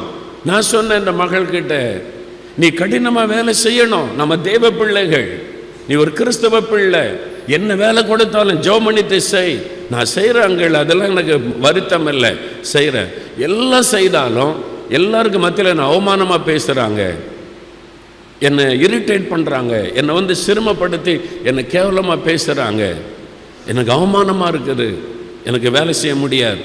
எனக்கு அந்த வேலை வேண்டாம். அவங்கக்கிட்ட என்னால் வேலை செய்ய முடியாது. என்னை வேதனைப்படுத்துகிறதே அவங்களுடைய வேலை. எனக்கு வேண்டாங்கள், ஜெபம் பண்ணுங்கன்னு நான் அவர்கிட்ட சொன்னேன். இயேசு சிலுவையில் எப்படி அவமானத்தை சகித்தார். நீ கொஞ்ச நாள் சகித்துக்க, ரொம்ப நாள் உன்னை கத்தரபடி வைக்க மாட்டார். கொஞ்ச நாள் தான் பாடுகள். அதை சகித்து கொள்ள பழகு. அதுக்கு ஒன்று ஒப்புக்கொடு. பரவாயில்ல, அவங்க நிந்திச்சாலும் பரவாயில்ல, பரிகாசம் பண்ணாலும் பரவாயில்ல, அவமானப்படுத்தினாலும் பரவாயில்ல, ஆண்டவரே நான் ஒப்பு கொடுக்கிறேன்னு சொல். அது உனக்கு ஒரு சிலுவை, ஏற்றுக்கொள்னு சொன்னேன். சரி அங்கிள் அப்படின்னு சொல்லி, வேண்ட வெறுப்பில்லை, சரின்னு சொல்லிட்டான். ஆனால் ஜெபம் பண்ணி, நீ இந்த மாதிரி ஜெபம் பண்ணிட்டு போய் செய் வேலைன்னு சொல்லி அனுப்புனேன். 2 மாதம் கழித்து திரும்ப வந்தா. இப்போ என்ன பிரச்சனையோன்னு கேட்டா. இப்போ மலர்ந்த முகத்தோடு வந்து, அங்கிள் நீங்கள் சொன்ன மாதிரி நான் நல்லா ஜெபம் பண்ணிட்டு போய் எல்லாத்தையும் சகித்தேன், வேலை செஞ்சேன். இப்போ பாருங்கள், என்னை கொடுமைப்படுத்தினவங்கள டிரான்ஸ்ஃபர் பண்ணி அனுப்பிட்டாங்க. இப்போ அதே இடத்துல எனக்கு ப்ரமோஷன் கொடுத்துட்டாங்க. அல்லேலூயா. 2 மாதம் ப்ரமோஷன் ஆண்டவர் கொடுத்துட்டார். பாடுகளை சகிக்க வேண்டும். மாமியார் சொல்லுகிற ஒரு வார்த்தை உங்களால் சகிக்க முடியாவிட்டால் உங்களுக்குள்ள இயேசு பரிபூரணப்படவில்லை என்று அர்த்தம். ஒரு மருமகள் சொல்லுகிற ஒரு வார்த்தையை சகித்துக் கொள்ள முடியாமல் நீங்க பிரச்சனை உண்டாக்கினால் இயேசுவை நீங்கள் சரியாக அறிந்து கொள்ளவில்லை என்று அர்த்தம். பாடு சகிக்க நாம் அழைக்கப்பட்டிருக்கிறோம். ஒரு குடும்பத்தை கட்ட வேண்டுமானால் அதிலே பாடு சகிக்கணும். சிலுவை சுமக்கிறவர்களாக கணவனும் மனைவியும் யாராக இருந்தாலும் அந்த சிலுவையை சுமக்க வேண்டும். அப்புறம் குடும்பம் இயேசுவுக்காக கட்டப்படும். நீங்க வேலை செய்கிற இடத்துல சர்ச்சில் கூட சில பாடுகளை சகிக்க வேண்டியது வரும். அப்பதான் நம்ம இயேசுவை மகிமைப்படுத்த முடியும். சிலுவை சுமக்கணும். ஒரு சகோதரி, ஆண்டவர் எனக்கு இந்த சிலுவை தந்துட்டார், இந்த சிலுவை தந்துட்டார், ஒரு சிலுவை கொடுத்துருக்கா, அதை வச்சு முறுமுறுத்துக்கிட்டே இருந்தாங்க. எனக்கு மட்டும் ஏன் இந்த மாதிரி சிலுவை, சுமக்க முடியாத சிலுவை அப்படின்னு பிரசங்கத்தை கேட்டு முறுமுறுத்துக்கிட்டே ஆண்டவரை பார்த்து, எனக்கு மட்டும் ஏன் இப்படி சிலுவை கொடுத்தீர் ஆண்டவரே, எல்லாரும் நல்லா இருக்கிறாங்க, நான் மட்டும் அப்படி எங்கள் வீட்டில் கஷ்டப்படுறேன், இந்த மாதிரி மாமியார், இந்த மாதிரி கணவர் என் வீட்டுக்குள்ளே கஷ்டப்பட்டுக்கிட்டு இருக்கேன்னு முறுமுறுத்துக்கிட்டே இருப்பாங்க. எப்போ நாள் ஜெபத்தில் கூட. ஆண்டவர் ஒரு நாள் பார்த்தார். சரி அப்படின்னு சொல்லி ஒரு தரிசனம் காண்பித்தார். நீ வா, நான் உன்னை கூப்பிட்டு போகிறேன், உனக்கு பிரியமான சிலுவை எடுத்துக்கன்னு சொல்லி ஆண்டவர் ஒரு ரூமுக்குள்ளே கூப்பிட்டு போனாராம். நிறைய ஆயிரக்கணக்கான சிலுவை இருக்குது. சின்னது பெருசு, தங்கத்தில், வெள்ளியில், மலரில், விதவிதமான சிலுவைகள். இவங்க மேலே ஒரு மரச்சிலுவை இருக்கிறது, பழைய மரச்சிலுவை. ஆண்டவர் சொன்னார், மகளே, நான் இந்த சிலுவை உனக்கு பிடிக்கல, இல்லை இங்கே இவ்வளோ சிலுவை இருக்குது, உனக்கு எந்த சிலுவை வேணுமோ நீ எடுத்துக்க அப்படின்னு சொன்னாராம். இதை தூக்கி தூர போட்டாங்க, வேண்டாம் எனக்கு அப்படின்னு சொல்லி தங்கத்தில் ஒரு பெரிய சிலுவை நல்லா மின்மிந்து கொண்டு இருந்தேன். ரொம்ப நல்லா இருக்கிற தங்க சிலுவை சுமக்கல் அனுப்பி தூக்க கூட முடியல, அவ்வளோ வெயிட்டாக இருக்குது. இதை தூக்கி தோளில் வச்சு என்ன ஆகும், சுமக்க முடியாது, விட்டுட்டாங்க. அங்கே சின்னதாக தங்கத்தில் அழகான ஒரு சிலுவை, அது தங்கத்தில் இருக்குது, முத்துக்கள் பதித்திருக்கிறது. ஐயோ பார்க்க ரொம்ப அழகாக இருக்கேன், சின்னதாக குட்டியாக இருக்குது, இதை தூக்கிக்கலான்னு சொல்லி ஓடி போய் தூக்கி தோளில் வச்சாங்க. அழுத்த ஆரம்பித்தார். ஒரு நிமிஷம் கூட தோளில் வைக்க முடியல. ஐயோ இது ரொம்ப பாரமாக இருக்குது, வச்சுட்டாங்க, இதை சுமக்க முடியாது. மலர்கள் அழகாக, ரோஜா மலரில் அழகான ஒரு சிலுவை, இது வெயிட் இருக்காது, அழகாகவும் இருக்குது, இந்த சிலுவை எடுத்துக்கொள்ளான்னு அதை எடுத்து தோளில் வச்சாங்களா, அதில் இருக்கிற முற்கள் குத்த ஆரம்பித்தார். ரோஜா மலரில் முற்கள் குத்த ஆரம்பிச்சு, ஐயோ அது குத்திக்கிட்டே இருக்குது, இந்த சிலுவை வேண்டாம். ஒவ்வொரு சிலுவையாக தேடி தேடி பார்த்துட்டு கடைசியில் சரி இதாவது பொருந்துதா பார்க்கலான்னு தூக்கி வச்சாங்க. கரெக்டாக இருந்துச்சு, வெயிட்லாம் கரெக்டாக இருக்குது, லகுவாக இருக்குது, சரியாக இருக்குது. இயேசுக்கிட்ட வந்தாங்க. ஆண்டவர் நின்று கொண்டு, ஆண்டவரே இந்த சிலுவை எனக்கு போதும், இதை நான் எடுத்துக்கிறேன், நீ அதை பாரு மகளே அப்படின்னு சொன்னார். அதை பார்த்தா இவங்க தூக்கி போட்ட அதே சிலுவை, இவங்க வேண்டாம் நீ தூக்கி போட்ட அதே சிலுவை தான். இயேசுவுக்கு தெரியும் உங்களால் எவ்வளோ சுமக்க முடியும்னு, அந்த சிலுவை தான் தருவார். என்னால் முடியாதுன்னு நினைக்காதங்க, நீங்கள் ஒப்பு கொடுங்க, ஆண்டவர் கிருபை தருவார். பாடுகளுக்கு ஒப்பு கொடுங்கள், உபத்திரவத்திற்கு ஒப்பு கொடுங்கள், நிந்தைக்கு ஒப்பு கொடுங்கள், ஆண்டவர் உங்களுக்கு கிருபை தருவார். அதனால் உபத்திரம் இல்லாத கிறிஸ்தவ வாழ்க்கை கிடையாது. 1 பேதுரு 1:6 பேதுரு சொல்லுகிறார், நாம் துன்பப்பட வேண்டியது அவசியம், நாம் துன்பப்பட வேண்டியது அவசியம். துன்பம் இல்லாமல் கிறிஸ்தவ வாழ்க்கை கிடையாது. இயேசுவை பின்பற்றினால் சிலுவை சுமந்து கொண்டு தான் பின்பற்ற வேண்டும். அந்த சிலுவை சுமப்பதில் ஒரு ஆனந்தம் இருக்கிறது, ஒரு மகிழ்ச்சி இருக்கிறது, அதைத்தான் நீங்கள் பெற்றுக்கொள்ள வேண்டும். இயேசுவுக்காக இந்த நிந்தைகளை சகிப்பது எவ்வளவு பெரிய சந்தோஷம், இயேசுவுக்காக இந்த பாடுகளை சகிப்பது எவ்வளவு பெரிய ஆனந்தம். அதற்கு உங்களை ஒப்பு கொடுக்கும் போது தான் அந்த சந்தோஷம் வரும், அப்போதான் அந்த மகிழ்ச்சி வரும். ஒருத்தர் கேட்டாங்க என்கிட்ட சிங்கப்பூரில், அண்ணே உங்களுடைய ஊழியத்தெல்லாம் நாங்கள் கவனிக்கிறோம், தமிழ்நாட்டிலேருந்து சிங்கப்பூருக்கு வர சில ஊழியர்கள் கூட உங்களை தாக்கி இங்கே பிரசங்கம் பண்ணுறாங்க. அவர் சொல்கிறார், சிங்கப்பூரில் உங்களை தாக்கி பிரசங்கம் பண்ணுறாங்க, நான் கேள்விப்பட்டேன், அங்கே கூட நிறைய பேர் பேசுகிறாங்கன்னு, எப்படி இதெல்லாம் நீங்கள் சகித்து கொள்கிறீங்க அப்படின்னு கேட்டார். நான் சொன்னேன், இயேசு எனக்கு முன்கூட்டியே சொல்லிட்டார், இதெல்லாம் வரும், இதெல்லாம் சுமக்கணும், இதற்கு ஒன்று ஒப்பு கொடுக்கணும், அதுக்கு நான் ஒப்பு கொடுத்துருக்கிறேன். யார் என்ன பேசினாலும், யார் என்ன நிந்தித்தாலும், யார் என்ன சொன்னாலும் அதை சந்தோஷமாக ஏற்றுக்கொண்டு இயேசுவை பின்பற்ற இயேசு எனக்கு கற்றுக் கொடுத்திருக்கிறார். அதனால் எனக்கு வருத்தமாகவே தெரியாது. இவர் இப்படி பேசுகிறாங்க, அப்படி பேசுகிறாங்க, இப்படி எழுதியிருக்காங்கள பற்றி என்னை பாதிக்கவே பாதிக்காது. நான் அதற்கு அழைக்கப்பட்டிருக்கிறேன், அதற்கு நான் ஒப்பு கொடுத்திருக்கிறேன். நான் மாத்திரமல்ல, ஒவ்வொரு கிறிஸ்தவர்களும் பாடுபட நம்ம அர்ப்பணித்திருக்க வேண்டியது அவசியம். இந்த கவர்மெண்ட் வந்துச்சுங்க, திடீர்னு மதமாற்றம்ன்றாங்க, மதமாற்ற தடை சட்டம்ன்றாங்க, கிறிஸ்தவர்களுக்கு உபத்திரவம்னு நிறைய கிறிஸ்தவங்க டென்ஷன் ஆகுறாங்க. ஏன் ஆகணும்? உபத்திரப்படத்தான் நாம் அழைக்கப்பட்டிருக்கிறோம். பாடுகள் நமக்கு அவசியம் என்று ஆண்டவர் அறிந்திருக்கிறார். முதல் நூற்றாண்டு திருச்சபையில் அவங்க பட்ட பாடுகளை நம்ம அறிந்து கொண்டால் நமக்கு உபத்திரமே கிடையாது. நம்ம உபத்திரம் பாடுகள் இல்லாத ஒரு வாழ்க்கை வாழ்ந்து கொண்டிருக்கிறோம். பாடுகள் வரட்டும், உபத்திரம் வரட்டும், நெருக்கங்கள் வரட்டும், இயேசுவுக்காக சிலுவை சுமப்போம். அதுதான் கிறிஸ்தவ வாழ்க்கை. சரியாவில் கிறிஸ்தவர்கள் கொல்லப்படுகிறார்கள், கழுத்து அறுக்கப்படுகிறது. யாராவது மறுதளிச்சாங்களா? ஒரு பக்கம் நாம் சொல்லுகிறோம் இப்படி கிறிஸ்தவங்க அநியாயமாக கொல்லப்படுகிறார்கள் என்று, அடுத்த பக்கம் யோசித்து பாருங்கள், அவங்க நினைச்சிருந்தா இயேசு எனக்கு வேண்டாம் என்று தப்பித்திருக்க முடியும். ஏன் தப்பிக்கவில்லை? கழுத்து அறுக்கப்பட போகிறது என்று தெரிந்தும் இயேசுதான் எங்களுக்கு ஆண்டவர் என்று நின்றார்கள். எத்தனை பேர் நாம் நிற்போம்? யோசித்து பாருங்க. கழுத்து அறுக்கப்படுவது என்று தெரிந்தும் இந்த இயேசுதான் எங்களுக்கு ஆண்டவர் என்று சொன்னார்கள். அந்த மரணத்திற்கு ஒப்பு கொடுத்தார்கள். நாம் ஏன் ஒரு நிந்தை கூட ஏற்றுக்கொள்ள மனமற்று இருக்கிறோம்? பாடு சகிப்பதுதான் கிறிஸ்தவ வாழ்க்கை. நிந்தைகளை சகித்துக் கொள்வதுதான் கிறிஸ்தவ வாழ்க்கை. குடும்பம் இருந்த பாடு இருக்கும். கிறிஸ்தவ வாழ்க்கை என்பது அதுதான். சிலுவை சுமக்கிற ஒரு வாழ்க்கை. சுமக்க ஒப்பு கொடுக்கணும், ஏற்றுக்கொள்ளணும், பிள்ளைகளுக்கு கற்றுக் கொடுக்கணும். இன்னைக்கு வேதனையான காரியம். கிறிஸ்துவ குடும்பத்தில் கல்யாணமாகி போய் 3வது மாதத்தில் மகள் ஃபோன் பண்ணா, உனக்கு வேண்டான்னு சொல்லுற, டைவர்ஸ் பண்ணிடுவோம், வேறு கல்யாணம் பண்ணிடுவோம். நரகத்தை கூட்டு போகிறதுக்கு வழி சொல்கிறாங்க சில பெற்றோர். பாடு சகித்துக்கொள். குடும்பம்னு அப்படிதான். ஜெபம் பண்ணு, காத்திரு, ஆண்டவரிடத்தில் தேடு, குடும்பத்தை விட்டு வரக்கூடாது என்று சொல்ல வேண்டும். எத்தனை குடும்ப பெற்றோர் பிள்ளைகளை பிரித்து வைத்து விடுகிறார்கள். பாடு சகிக்க மனம் இல்லை. ஏன் பிள்ளை போய் அங்கே ஏன் கஷ்டப்படணும்? இங்க கஷ்டப்படாவிட்டால் நரகத்தில் போய் கஷ்டப்படும். அறிந்து கொள்ளுங்கள், இந்த உபத்திரவத்தில் தான் தேவன் நம்மை பூரணப்படுத்துகிறார். இந்த பாடுகளிலே தான் கர்த்தர் நம்மை மோட்சத்திற்கு ஆயத்தப்படுத்துகிறார். பாடுகள் அவசியம் என்பதை பிள்ளைகளுக்கு சொல்லிக் கொடுக்க வேண்டும். குடும்பம்னா பாடு வரும், உபத்திரம் வரும், சகிக்கணும், ஜெபிக்கணும், ஆண்டவரை தேடணும், கர்த்தர் உதவி செய்வார். அதை கற்றுக் கொடுங்கள். பிரிந்து வான்னு சொல்லாதங்க, அது சாபம். ஒரு முறை ஒரு குடும்பத்தில் டைவர்ஸ் வந்துவிட்டால் பரம்பரையாய் தொடரும் அந்த சாபம். உங்க சந்ததியை பாதிக்கப்படும். டைவர்ஸை கர்த்தர் அனுமதிக்கவே இல்லை. கிறிஸ்தவர்கள் விவாகரத்தை செய்யவே கூடாது என்று வசனம் தெளிவாய் சொல்லுகிறாரு. எந்த காரணமும் அதில் சொல்லக்கூடாது. பாடுகளுக்கு ஒப்பு கொடுக்க சொல்லுங்க. பாடு வரும், நிந்தை சகித்துக்கொள். கொஞ்ச நாள் தான் அந்த பாடு. எனக்கு ஒரு குடும்பத்தை தெரியும். அந்த குடும்பத்தில் ஒரே மகள், கோடீஸ்வரங்க, செல்லம் போல் அந்த பிள்ளையை வளர்த்தார்கள். எனக்கு நல்லா தெரியும், ஒரு கஷ்டம் இல்லாமல் வளர்த்தாங்க. வாலிப வயசுலேயே அந்த மகள் இயேசுவை அறிந்து கொண்டாள். ஜெபம் பண்ண, கர்த்தரை தேட. நல்ல குடும்பத்தில் நிறைய பணம் செலவு பண்ணி கல்யாணம் பண்ணி வச்சாங்க. திருமணம் ஆயிற்று.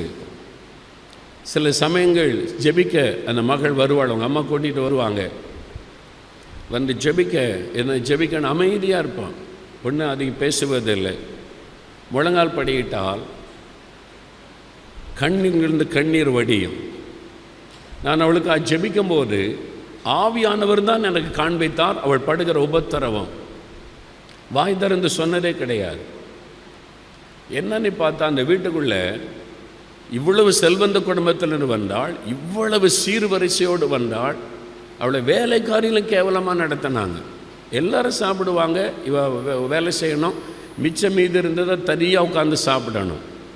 அந்த மாமியார் வார்த்தைகள், கொடுமை, நெருக்கம். அந்த குடும்பத்துக்குள்ளே சிறுமை அனுபவித்தாள். ஒரே பிள்ளை, செல்லம் போல இருந்த பிள்ளை, கோடீஸ்வர வீட்டு பிள்ளை. அந்த வீட்டில் போய் வேலைக்காரிலும் கேவலமாக நடத்தப்பட்டாள். கணவனு கண்டுக்க மாட்டார். அவ்வளவு வேதனை இருக்கும். தங்கள் அப்பா அம்மாட்ட வந்து சொன்னது கிடையாது. நான் கொடுமை அனுபவிக்கிறேன், என்னை இப்படிலாம் பண்ணுறாங்க, சொன்னது கிடையாது. ஊழியக்காரன்ட்ட ஜெபிக்க வரும்போது கூட என்ன எங்கள் மாதிரி இருக்குன்னு அப்படின்னு சொன்னதே கிடையாது. ஜெபிக்கும்போது அழுவாள், அவ்வளவுதான். பாடுகளை சகித்தாள், பொறுமையாக சகித்தாள், ஜெபம் பண்ணுவாள், அவ்வளோதான். இந்த குடும்பம் தான் என் குடும்பம், இந்த மாமியார் தான் எனக்கு தாய், இந்த மாமனார் தான் என்னுடைய தகப்பனார், இங்கே தான் என்னை கொண்டு வந்திருக்கிறீர் ஆண்டவரே, இந்த பாடுகளுக்காக ஸ்தோத்திரம்னு ஆண்டவரிடத்தில் கண்ணீர் வடிப்பாள். எல்லாத்துக்கிட்டே சந்தோஷமாக இருப்பாள். எவ்வளவு நாள்?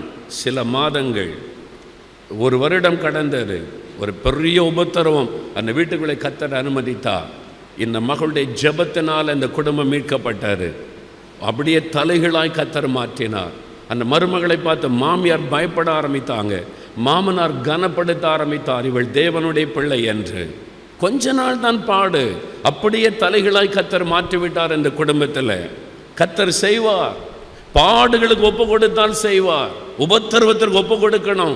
பாடு வரத்தான் செய்யும், நிந்தை இருக்கத்தான் செய்யும். வியாபாரம்னு சொன்னால் எல்லாமே வசதியாக இருக்காது. சில உபத்திரவத்தை சந்திக்க வேண்டியது வரும். அதில் பொறுமையாக இருக்கணும். ஆண்டவரே, இந்த சிலுவையை நான் சுமக்கிறேன் உமக்காக, நான் பொறுமையாக இருப்பேன், பாடுகளை சகிக்க அர்ப்பணிக்க வேண்டும். என்னை பின்பற்றி வர விரும்பினால் சிலுவை எடுத்துக்கொண்டு வரணும்.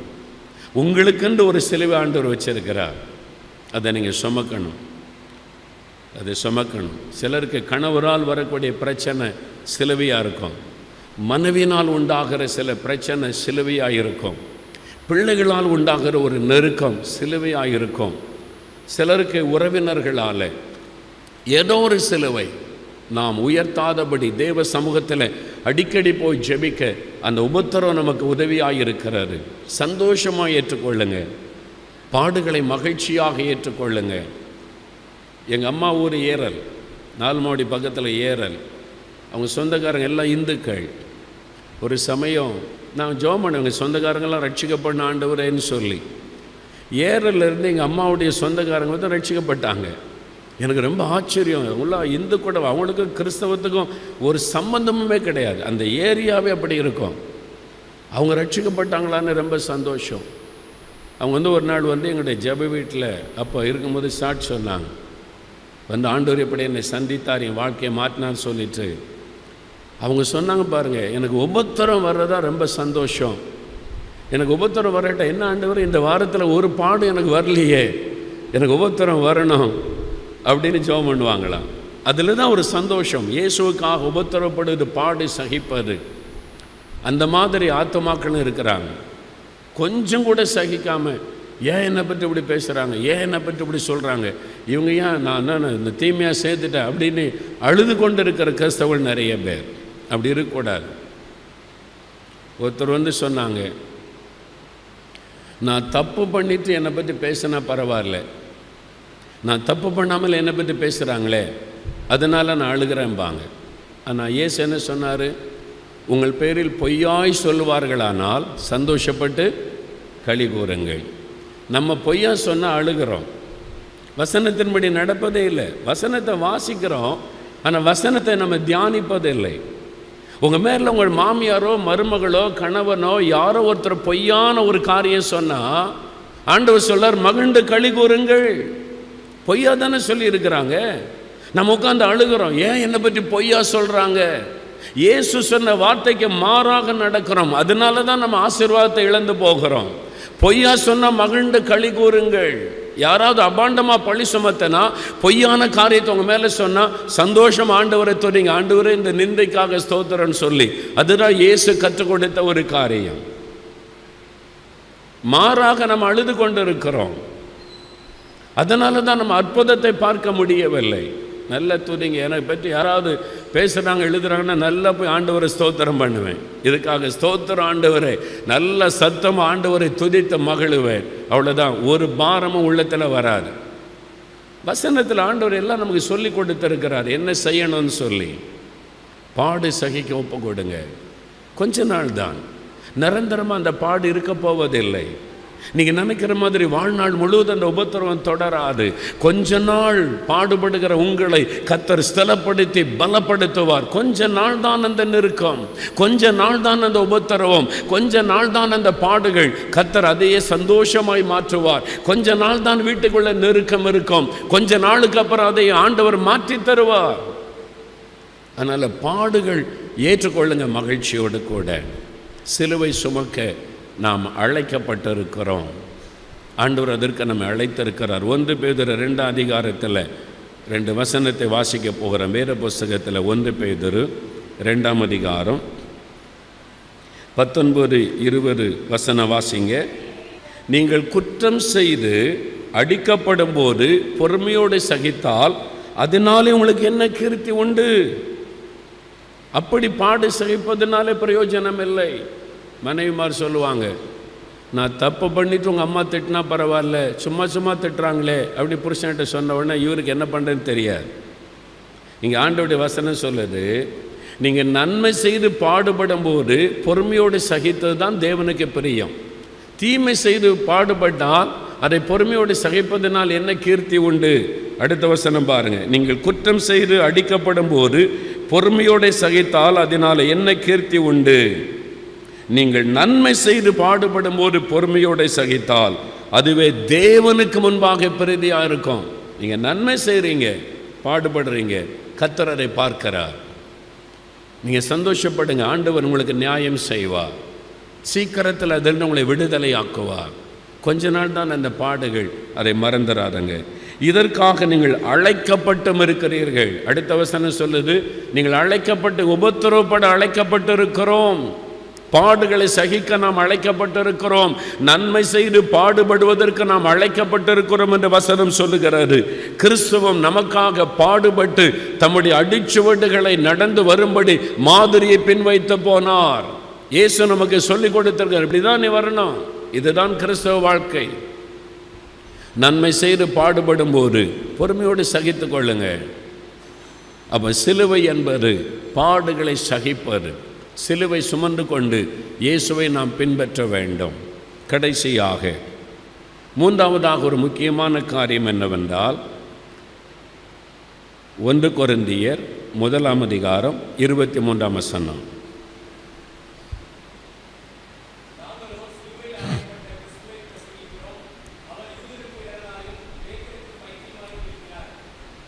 நாங்களோ சிலுவையில் அறையப்பட்ட கிறிஸ்துவை பிரசங்கிக்கிறோம். முதலாவது சிலுவை நீங்கள் சந்தித்திருக்க வேண்டும். இரண்டாவது சிலுவை சுமக்க அர்ப்பணித்துக் கொள்ள வேண்டும். மூன்றாவது சிலுவையை அறிவிக்க வேண்டும். பவுல் சொல்லுகிறார், நாங்களோ சிலுவையில் அறையப்பட்ட கிறிஸ்துவை பிரசங்கிக்கிறோம். இயேசுவை, இந்த சிலுவையில் அறையப்பட்ட இயேசுவை மற்றவர்களுக்கு அறிவிக்க வேண்டும். அது நம்முடைய பொறுப்பு. சிலுவையை சந்தித்தவர்கள் சிலுவையை அறிவிக்காமல் இருக்க முடியாது. சிலுவையில் அறையப்பட்ட இயேசுவை சொந்தமாக்கினவர்கள் சிலுவையில் அறையப்பட்ட இயேசுவை அறிவிக்காமல் இருக்க முடியாது. நாங்கள் அறிவிக்கிறோம். நாங்களோ, பவுல் மாத்திரம் அல்ல, ஆதி திருச்சபையில் இருக்கிற அத்தனை விசுவாசிகளும் இயேசுவை மற்றவர்களுக்கு அறிவித்தார்கள். நீங்க யோசித்து பாருங்க, இந்த வருஷத்தில் எத்தனை பேருக்கு இயேசுவை சொல்லி இருக்கிறீங்க? போன வருஷத்தில் எத்தனை பேருக்கு இயேசுவை அறிவித்திருக்கிறீர்கள்? இயேசு உங்களுக்காகவும் சிலுவையிலே மரித்தார், அவர் உங்களையும் நேசிக்கிறார் என்று எத்தனை பேருக்கு சொல்லி இருக்கிறீர்கள்? ஒவ்வொரு கிறிஸ்தவர்களுடைய பொறுப்பு சுவிசேஷத்தை அறிவிக்க வேண்டும். சிலுவையில் அறையப்பட்ட இயேசுவை மற்றவர்களுக்கு சொல்ல வேண்டும். உங்க பக்கத்து வீட்டில் உள்ளவங்களுக்கு சொல்லி இருக்கிறீங்களா? உங்க கூட வேலை பார்க்கிற இயேசுவை அறியாதவங்களுக்கு சொல்லி இருக்கிறீங்களா? உங்க கூட படிக்கிற பிள்ளைகளுக்கு சொல்லி இருக்கிறீங்களா? உங்களுக்கு தெரிந்த நண்பர்களுக்கு, இன்னும் இயேசுவை அறியாமல் இருக்கிற நண்பர்களுக்கு சொல்லி இருக்கிறீங்களா? நிறைய பேர் நம்ம அதை பெரிதாக நினைக்கிறதே இல்லை. சர்ச்சுக்கு வர்றோம், காணி கொடுக்குறோம், மிஷினரி அனுப்புறதுக்கு காணி கொடுப்போம், ஓகே அது போதும் அப்படின்னு சொல்லி திருப்தி ஆயிடுவோம். அது மாத்திரம் போதாது. துபாயில் ஒரு சிஎஸ்ஐ சபை இருக்கிறார். துபாயில் அதில் டேவிட் என்கிற ஒரு சகோதரர் இருக்கிறார். சில வருஷத்துக்கு முன்னால் நாங்கள் போயிருந்த போது அவரை சந்திக்க நேர்ந்தார். ஒரு கம்ப்யூட்டர் என்ஜினியர். அவர் ஒரு கம்ப்யூட்டர் என்ஜினியர், நல்ல வேலை, நல்ல சம்பாத்தியம், நல்ல ஆண்டவரை நேசிக்கிறவர். ஞாயிற்றுக்கிழமான குடும்பமாக சர்ச்சுக்கு போவாங்க, மனைவி பிள்ளைகளோட. சர்ச் ஆக்டிவிட்டீஸ் எல்லாத்திலும் அவர் பங்கு பெறுவார். ரொம்ப நல்ல ஒரு கிறிஸ்தவர், சாட்சியான வாழ்க்கையும் வாழ்ந்து கொண்டிருந்தார். அவர் ஜெர்மன் தேசத்தில் இருக்கிற ஃப்ராங்க்ஃபர்ட்டுக்கு சில மாத காலம் அவருடைய கம்பெனிலேருந்து வேலைக்காக அனுப்பினாங்க. அங்கே போய் அந்த வேலையை முடிச்சு கொடுத்துடுவாங்கன்னு சொல்லி. இவர் ஜெர்மனியில் இருக்கும்போது ஒரு ஹார்ட் அட்டாக் அவருக்கு வந்தது. மேசிவ் ஹார்ட் அட்டாக், ரொம்ப சிவியரானது. டாக்டர்கிட்ட கொண்டு போனாங்க. அவர் வச்சு டாக்டர்ஸ் ஐசி யூனிட்டில் வச்சு கவனித்து கொண்டு இருந்தாங்க. அவருடைய மயக்கம் தெளிஞ்சு அப்போ தான் கொஞ்சம் நினைவு வருகிறார். அப்படி ஹார்ட் அட்டாக் ஆகி மயக்கம் தெளிஞ்சு சில மணி நேரம் கழித்து நினைவு வருது. 2 டாக்டர்ஸ் பேசிக்கிறாங்க. அது பல்ஸு டவுன் ஆகிட்டே இருக்குது, ஹார்ட் பீட்டு குறைஞ்சிக்கிட்டே இருக்குது, இது ரொம்ப இவர் பிழைக்கிறது கஷ்டம், அதனால் அவங்க குடும்பத்துக்கு தெரியப்படுத்த சொல்லணும் நியூஸை அப்படின்னு டாக்டர்ஸ் பேசுகிறாங்க. அப்போ கன்ஃபார்ம் ஆகிட்டு அவர் சாக போகிறார். இனி பிழைக்க முடியாது, டாக்டர்ஸே சொல்லிட்டாங்க இவர் பிழைக்கிறது கஷ்டம். ஏன்னா இது ஒரு பெரிய ஹார்ட் அட்டாக்காக இருக்குது, ஹார்ட் ரொம்ப வீக் ஆகிட்டுது, அவர் மரித்து கொண்டு இருக்கிறார், செய்தியை உடனே சொல்லணும்னு 2 டாக்டர்ஸ் பேசுகிறாங்க. உடனே இவருக்கு தெரிஞ்சிட்டு நம்முடைய மரண நேரம் நெருங்கி விட்டார். அவருடைய மனைவி, அவருடைய சின்ன சின்ன பிள்ளைகள் துபாயில் இருக்கிறாங்க. அந்த மரண நிலைமையில் டக்குன்னு அவருக்கு ஞாபகம் வந்தது, நான் சாக போகிறேன், நான் மரித்தா பரலோகத்தை போவேனா, அதான் ஒரு எண்ணம், மரித்தா மோட்சத்துக்கு போவேனா. உடனே ஜெபம் பண்ணாராம், ஆண்டவரே அப்படின்னு சொல்லி ஜெபிச்சாராம். அப்படி அந்த மயக்கத்தில் படுக்கையில் இருந்து கொண்டே, இயேசுவே நான் மரிக்க போகிறேன், நான் செத்தா பரலோகத்துக்கு வருவேனா அப்படின்னு. அந்த ஜெபத்துக்கு உடனே பதில் வந்ததான். அவர் சொன்னார், பதில் வந்தது. என்ன பதில்? நோ, நான் பரலோகத்துக்கு வருவேனா ஆண்டவரே? நோ. சர்ச்சுக்கு வருகிறவர், காணிக்கை கொடுக்கிறவர், சர்ச் ஆக்டிவிட்டிஸ் எல்லாத்திலும் உற்சாகமாய் கலந்து கொள்ளுகிறவர், பரலோகத்தில் இந்த பதில் வருகிறது. ஆண்டவர் சொல்லுகிறார் நோ. ஏன் ஆண்டவரே? ஆண்டவர் கேட்டார், நீ எனக்காக என்ன செய்தாய்? நீ எனக்காக என்ன செய்தாய்? எத்தனை ஆத்துமாக்களை எனக்காக கொண்டு வந்தாய்? ஒரு குரல் கேட்டதான். அவர் சொன்னார், பிரதர் நான் எவ்வளோ பெரிய தப்பு பண்ணிட்டேன், நீ மரண நேரத்தில் தான் எனக்கு தெரிந்தார். ஆண்டவர் கேட்டார், எனக்காக என்ன செய்தாய்? நம்ம நினைக்கிறோம் நான் சர்ச்சுக்கு போகிறேனே அது உங்களுக்காக, நான் காணிக்க கொடுக்கிறேன்னு, அது உங்க ஆசீர்வாதத்துக்காக. இயேசுக்காக என்ன பண்ணீங்க? சர்ச்சில் எல்லா ஆக்டிவிட்டிஸில் உற்சாகமாக என்ன செய்கிறேன்னு, சர்ச்சு கிட்ட பணம் கொடுத்துருக்கிறேன்னு, அது உங்க ஆசீர்வாதத்துக்காக. உங்களுக்காக உயிர் கொடுத்த அந்த ஆண்டவருக்காக என்ன செய்தீங்க? அவரை திருப்திப்படுத்துகிற ஒரே ஒரு காரியம், அவரை சந்தோஷப்படுத்துகிற ஒரே ஒரு காரியம், இன்னொரு ஆத்மாவை ரட்சிப்புகளை நடத்துவது, சுவிசேஷத்தை அறிவிப்பது. மறந்துடாருங்க. நீ என்னதான் செய்தாலும் சரி, நம்ம பாட்டு பாடுறோம்ல, ஆத்மா ஒன்றும் ரட்சிக்காமல் வெட்கத்தோட ஆண்டவா வெறுங்கையோடு உம்மை கண்டு கொள்ளலாகுமோ. இதே ஆலயத்தில் நம்ம பாடுகிறோம். அந்த பாட்டுக்கு அர்த்தத்தை அறிந்து கொள்ளுங்கள். பரலோகத்துக்கு போகும்போது, ஆண்டவரே கோடம்பாக்கத்தில் இவ்வளவு பெரிய ஆலயத்தை நாங்கள் கட்டினோம். ஆண்டவர் சொல்லுவார், நீ ஆராதிப்பதற்கு எனக்கு என்ன கொண்டு வந்தாய்? உனக்காக உயிர் கொடுத்தேனே, உனக்காக ரத்தம் சிந்தினேனே, உனக்காக வாரடிப்பட்டேனே, உனக்காக ஒரு கள்ளனை போல சிலுவையிலே தொங்கினேனே, உன்னை நான் மீட்டுக் கொண்டேனே, எனக்காக என்ன செய்தாய்? நீ செய்ததெல்லாம் உன் ஆசீர்வாதத்துக்காக. ஆலயம் கட்டினால் உனக்கு ஆசீர்வாதம், காணிக்கை கொடுத்தால் உனக்கு ஆசீர்வாதம். எனக்கு என்ன கொண்டு வந்தாய்? இந்த ஆலயத்தை பரலோகத்தை கொண்டு போக முடியாது. இங்கு இருக்கும் வரைக்கும் ஆராதிக்கலாம். பரலோகத்தை கொண்டு போகக்கூடிய ஒரே ஒரு காரியம் ஆத்மாக்கள். பாடலின் வரியை நீங்கள் கவனித்து பாடுங்கள். ஆத்மா ஒன்றும் ரட்சிக்காமல் வெட்கத்தோட ஆண்டவா உம்மை நான் கண்டு கொள்ளலாகுமோ. ஒரு ஆத்மாவை கூட நான் ரட்சிப்புக்குள்ள நடத்தாம பரலோகத்திற்கு வந்தால் நான் வெட்கப்பட்டு போவேனே. யோசித்து பாருங்க. ஒருவருக்காவது இயேசுவை பற்றி சொல்லி இருக்கிறீங்களா?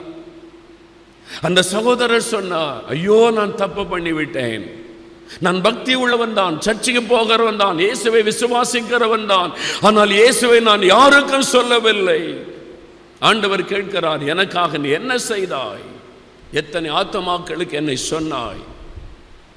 அந்த அவர் சொன்னார், இந்த மரண படுக்கையில் அழுதாராம், lord give me one more chance. எனக்கு தெரியாது, பக்தியாக இருந்தால் போதும், சர்ச்சுக்கு போனால் போதும், காணிக்கு போட்டால் போதும்னு நினைத்து கொண்டு இருந்தேன்.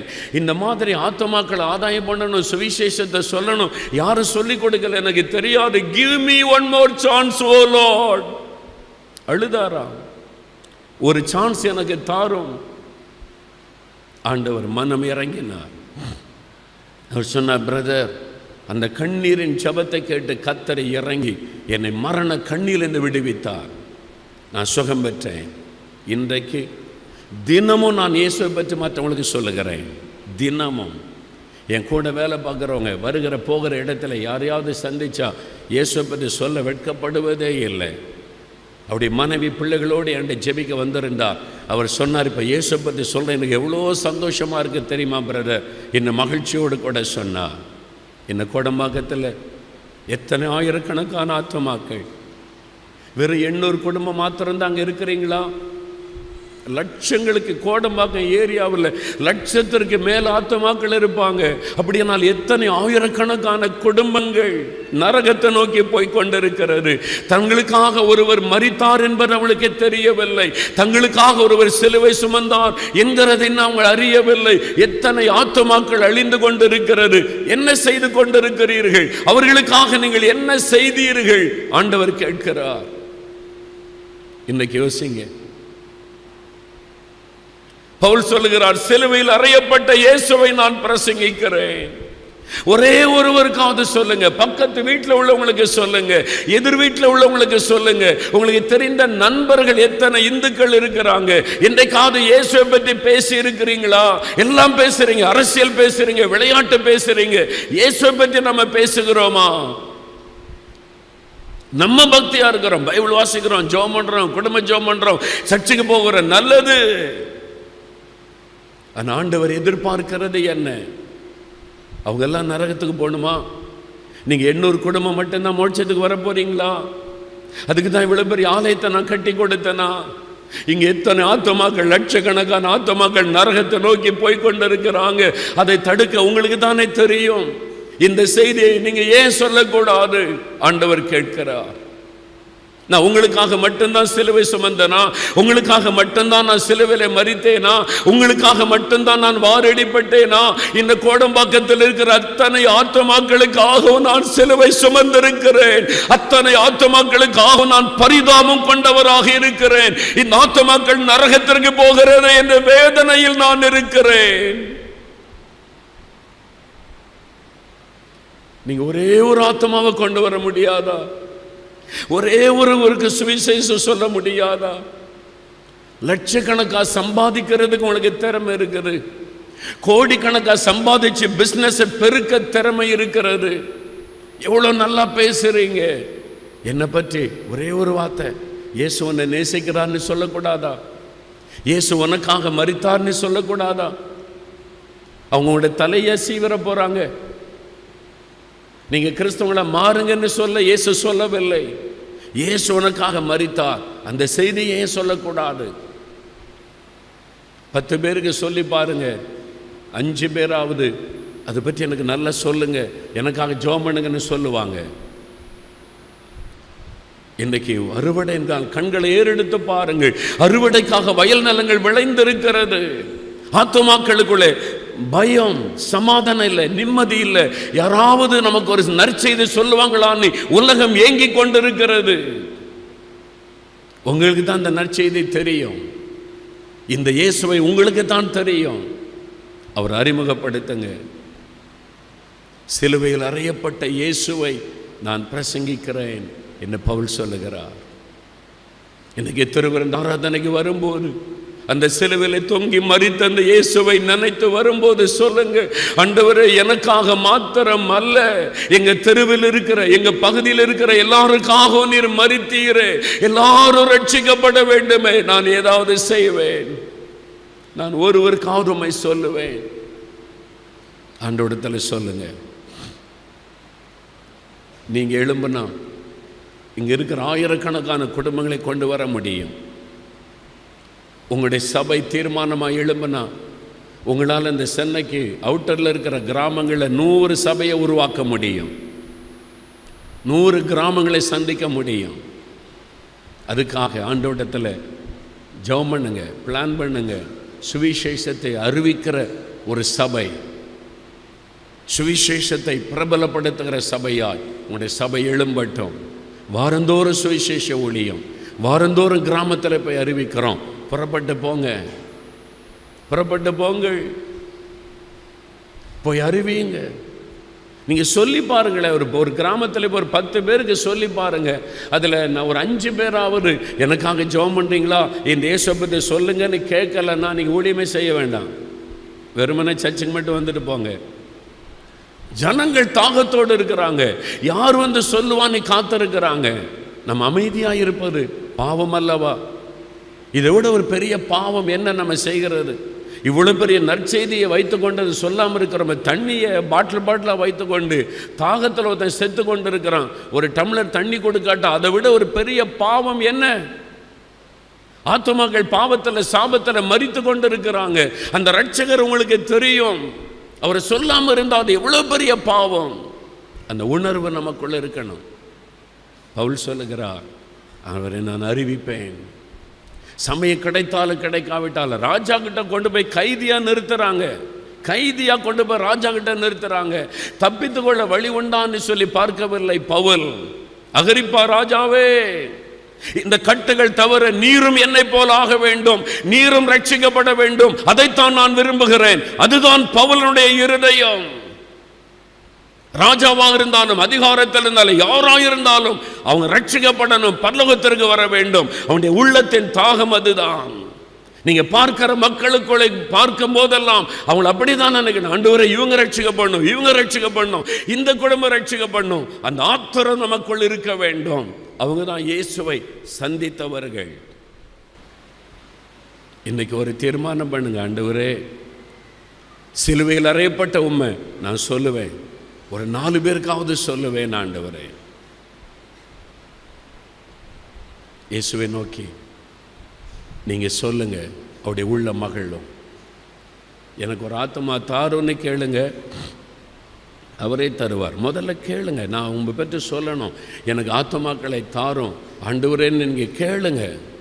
அதுக்காக ஒரு ஜெபம் பண்ணுங்க, குடும்பமாக ஜெபம் பண்ணுங்க. ஆண்டவர் தருவார், ஆத்துமாக்களை தருவார். சுகம் தருகிற ஆண்டவர், பணம் தருகிற ஆண்டவர் ஆத்துமா தர மாட்டாரா? அதுக்கு முக்கியத்துவம் கொடுங்க. சொல்லுங்க ஆண்டவரிடத்தில்,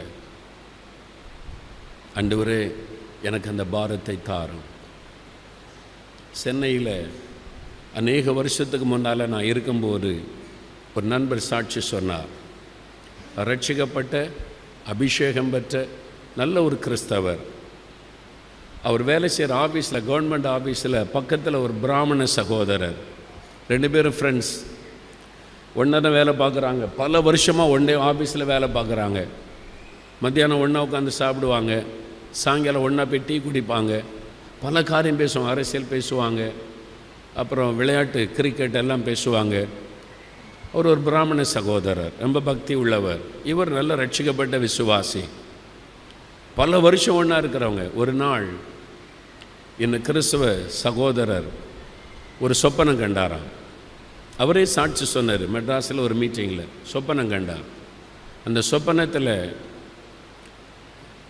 இந்த பிராமண சகோதரன் மரித்து போகிறார். அவருடைய ஆத்மா அப்படியே போகிறாரு.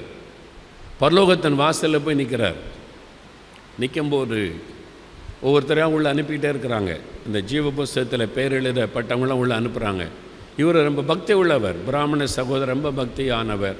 அவர் போய் நிற்கிறார். உங்கள் பேர் என்ன? பேர் சொல்லி பார்த்தா, உங்கள் பேர் இங்கே இல்லை, நீங்கள் மோட்சத்தில் போக முடியாது, நீங்கள் நரகத்துக்குள்ளே தான் போகணும். அக்னி கடல். பார்க்குற அக்னி கடல் தூரத்தில். இல்லைங்க, நான் தெய்வ நம்பிக்கை உள்ளவங்க, நான் நாத்திகம் கிடையாது, தெய்வ பக்தி உள்ளவன். தெய்வ பக்தி உள்ளவங்கெல்லாம் மோட்சத்தில் போக முடியாதுங்கன்னு சொல்லிட்டான்.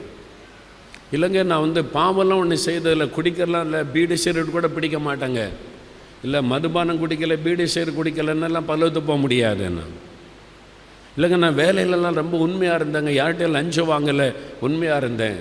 அது இப்படி இருந்தால் மட்டும் பல்லவத்தில் போயிட முடியாது. இப்படி சொல்கிறதுக்கெல்லாம் சொல்லிக்கிட்டே இருந்த உடனே கேட்டார், அப்போ யார் தான் மோட்சத்துக்குள்ளே போகிறது? அவர் சொன்னார், ஜீவ புஸ்தகத்தில் பெயர் எழுதப்பட்டவர்கள், இயேசு கிறிஸ்துவின் நாமத்தை விசுவாசிக்கிறவங்களுடைய பெயர் தான் ஜீவ புஸ்தகத்தில் எழுதப்படும். நானே வழியும் சத்தியம் ஜீவனமாக இருக்குன்னு இயேசு சொல்லியிருக்கிறாங்க. இயேசுவை ஏற்றுக்கொண்டவங்க தான் போக முடியும். உடனே அந்த பிராமண சகோதரர் மோட்சத்தில் வாசலில் நின்று அப்படியே திகைக்கிறார். நரகத்தின் அக்னி காத்திருக்கிறாரு. அவர் அப்படியே கதறிக்கொண்டு சொல்லுங்க, அப்படியானால் நான் இன்றைக்கு நரகத்திற்கு போவதற்கு காரணம், என் பக்கத்தில் ஒரு கிறிஸ்தவன் பல வருஷமா என்னுடைய நண்பனாக இருந்தான், என் கூட வேலை பார்த்தான், என் கூட உட்கார்ந்து சாப்பிட்டான், எங்க வீட்டுக்கு விருந்துக்கு வந்திருக்கிறான், அவன் இந்த இயேசுவை பற்றி எனக்கு சொல்லவில்லையே. எல்லாத்தையும் குறித்து என்கிட்ட பேசினான், இயேசுவை பற்றி எனக்கு பேசவில்லை. அப்படியானால் இன்றைக்கு நான் நரகத்திற்கு போவதற்கு காரணம் அந்த கிறிஸ்தவன் தான் அப்படின்னு சத்தமிட்டான். டக்குன்னு அவர் விழித்து கொண்டார். ஆண்டவர் பேசினார், மகனே, உன் பக்கத்தில் ஒரு ஆத்மா இத்தனை வருஷமாக கொடுத்துருக்கிறனே, நீ எல்லாத்தையும் குறித்து பேசினேன், என்னை பற்றி பேசினியா? உள்ளம் உடைந்து அழுதாராம். ஆண்டவரே என்னை மன்னியும், நான் பாவம் செய்து கொண்டிருக்கிறேன். இன்றைக்கே நான் போய் என் நண்பருக்கு இயேசுவை அறிவிப்பேன். அன்றைக்கே சாயங்காலத்தில் சொன்னாரா, நம்ம ஒரு டீ குடிக்க போகலாம், ஒரு ஹோட்டலுக்கு ஈவினிங்கில் டிஃபன் சாப்பிட கூட்டி போய் உட்கார வச்சு தன்னுடைய அனுபவத்தை சொன்னார். இயேசு கிறிஸ்துவினால் உண்டாகிற ரட்சிப்பு, பாவ மன்னிப்பை சொன்னார். ஆண்டவர் ஒரு நாள் மோட்சத்தின் வாசலில் சில இந்துக்கள் கதறும்போது சொல்லுவாங்க, என் பக்கத்து வீட்டில் ஒரு கிறிஸ்தவன் இருந்தானே, எனக்கு சொல்லியிருந்தா நான் இயேசு வைத்து கொண்டிருப்பேனே. இன்றைக்கி மக்கள் தாகத்தோடு இருக்கிறாங்க. சென்னையில் நான் ராயபுரத்தில் தங்கியிருந்தேன், எங்கள் ட்ரஸ்டி வீட்டில் ஒரு பிராமண சகோதரர், மெட்ராஸில் சாந்தோம் பகுதியில் இருந்து ஒரு பிராமண தகப்பனார், வயதானவர், பழுத்த பழம்னு சொல்லாத மாதிரி வயசான ஒரு ஐயா என்னை தேடி விசாரித்து கண்டுபிடிச்சி வந்துட்டாங்க. அவங்களை உட்கார வச்சு பேசினேன், என்ன எப்படி அவங்களுக்கு தெரியும் அப்படின்னு.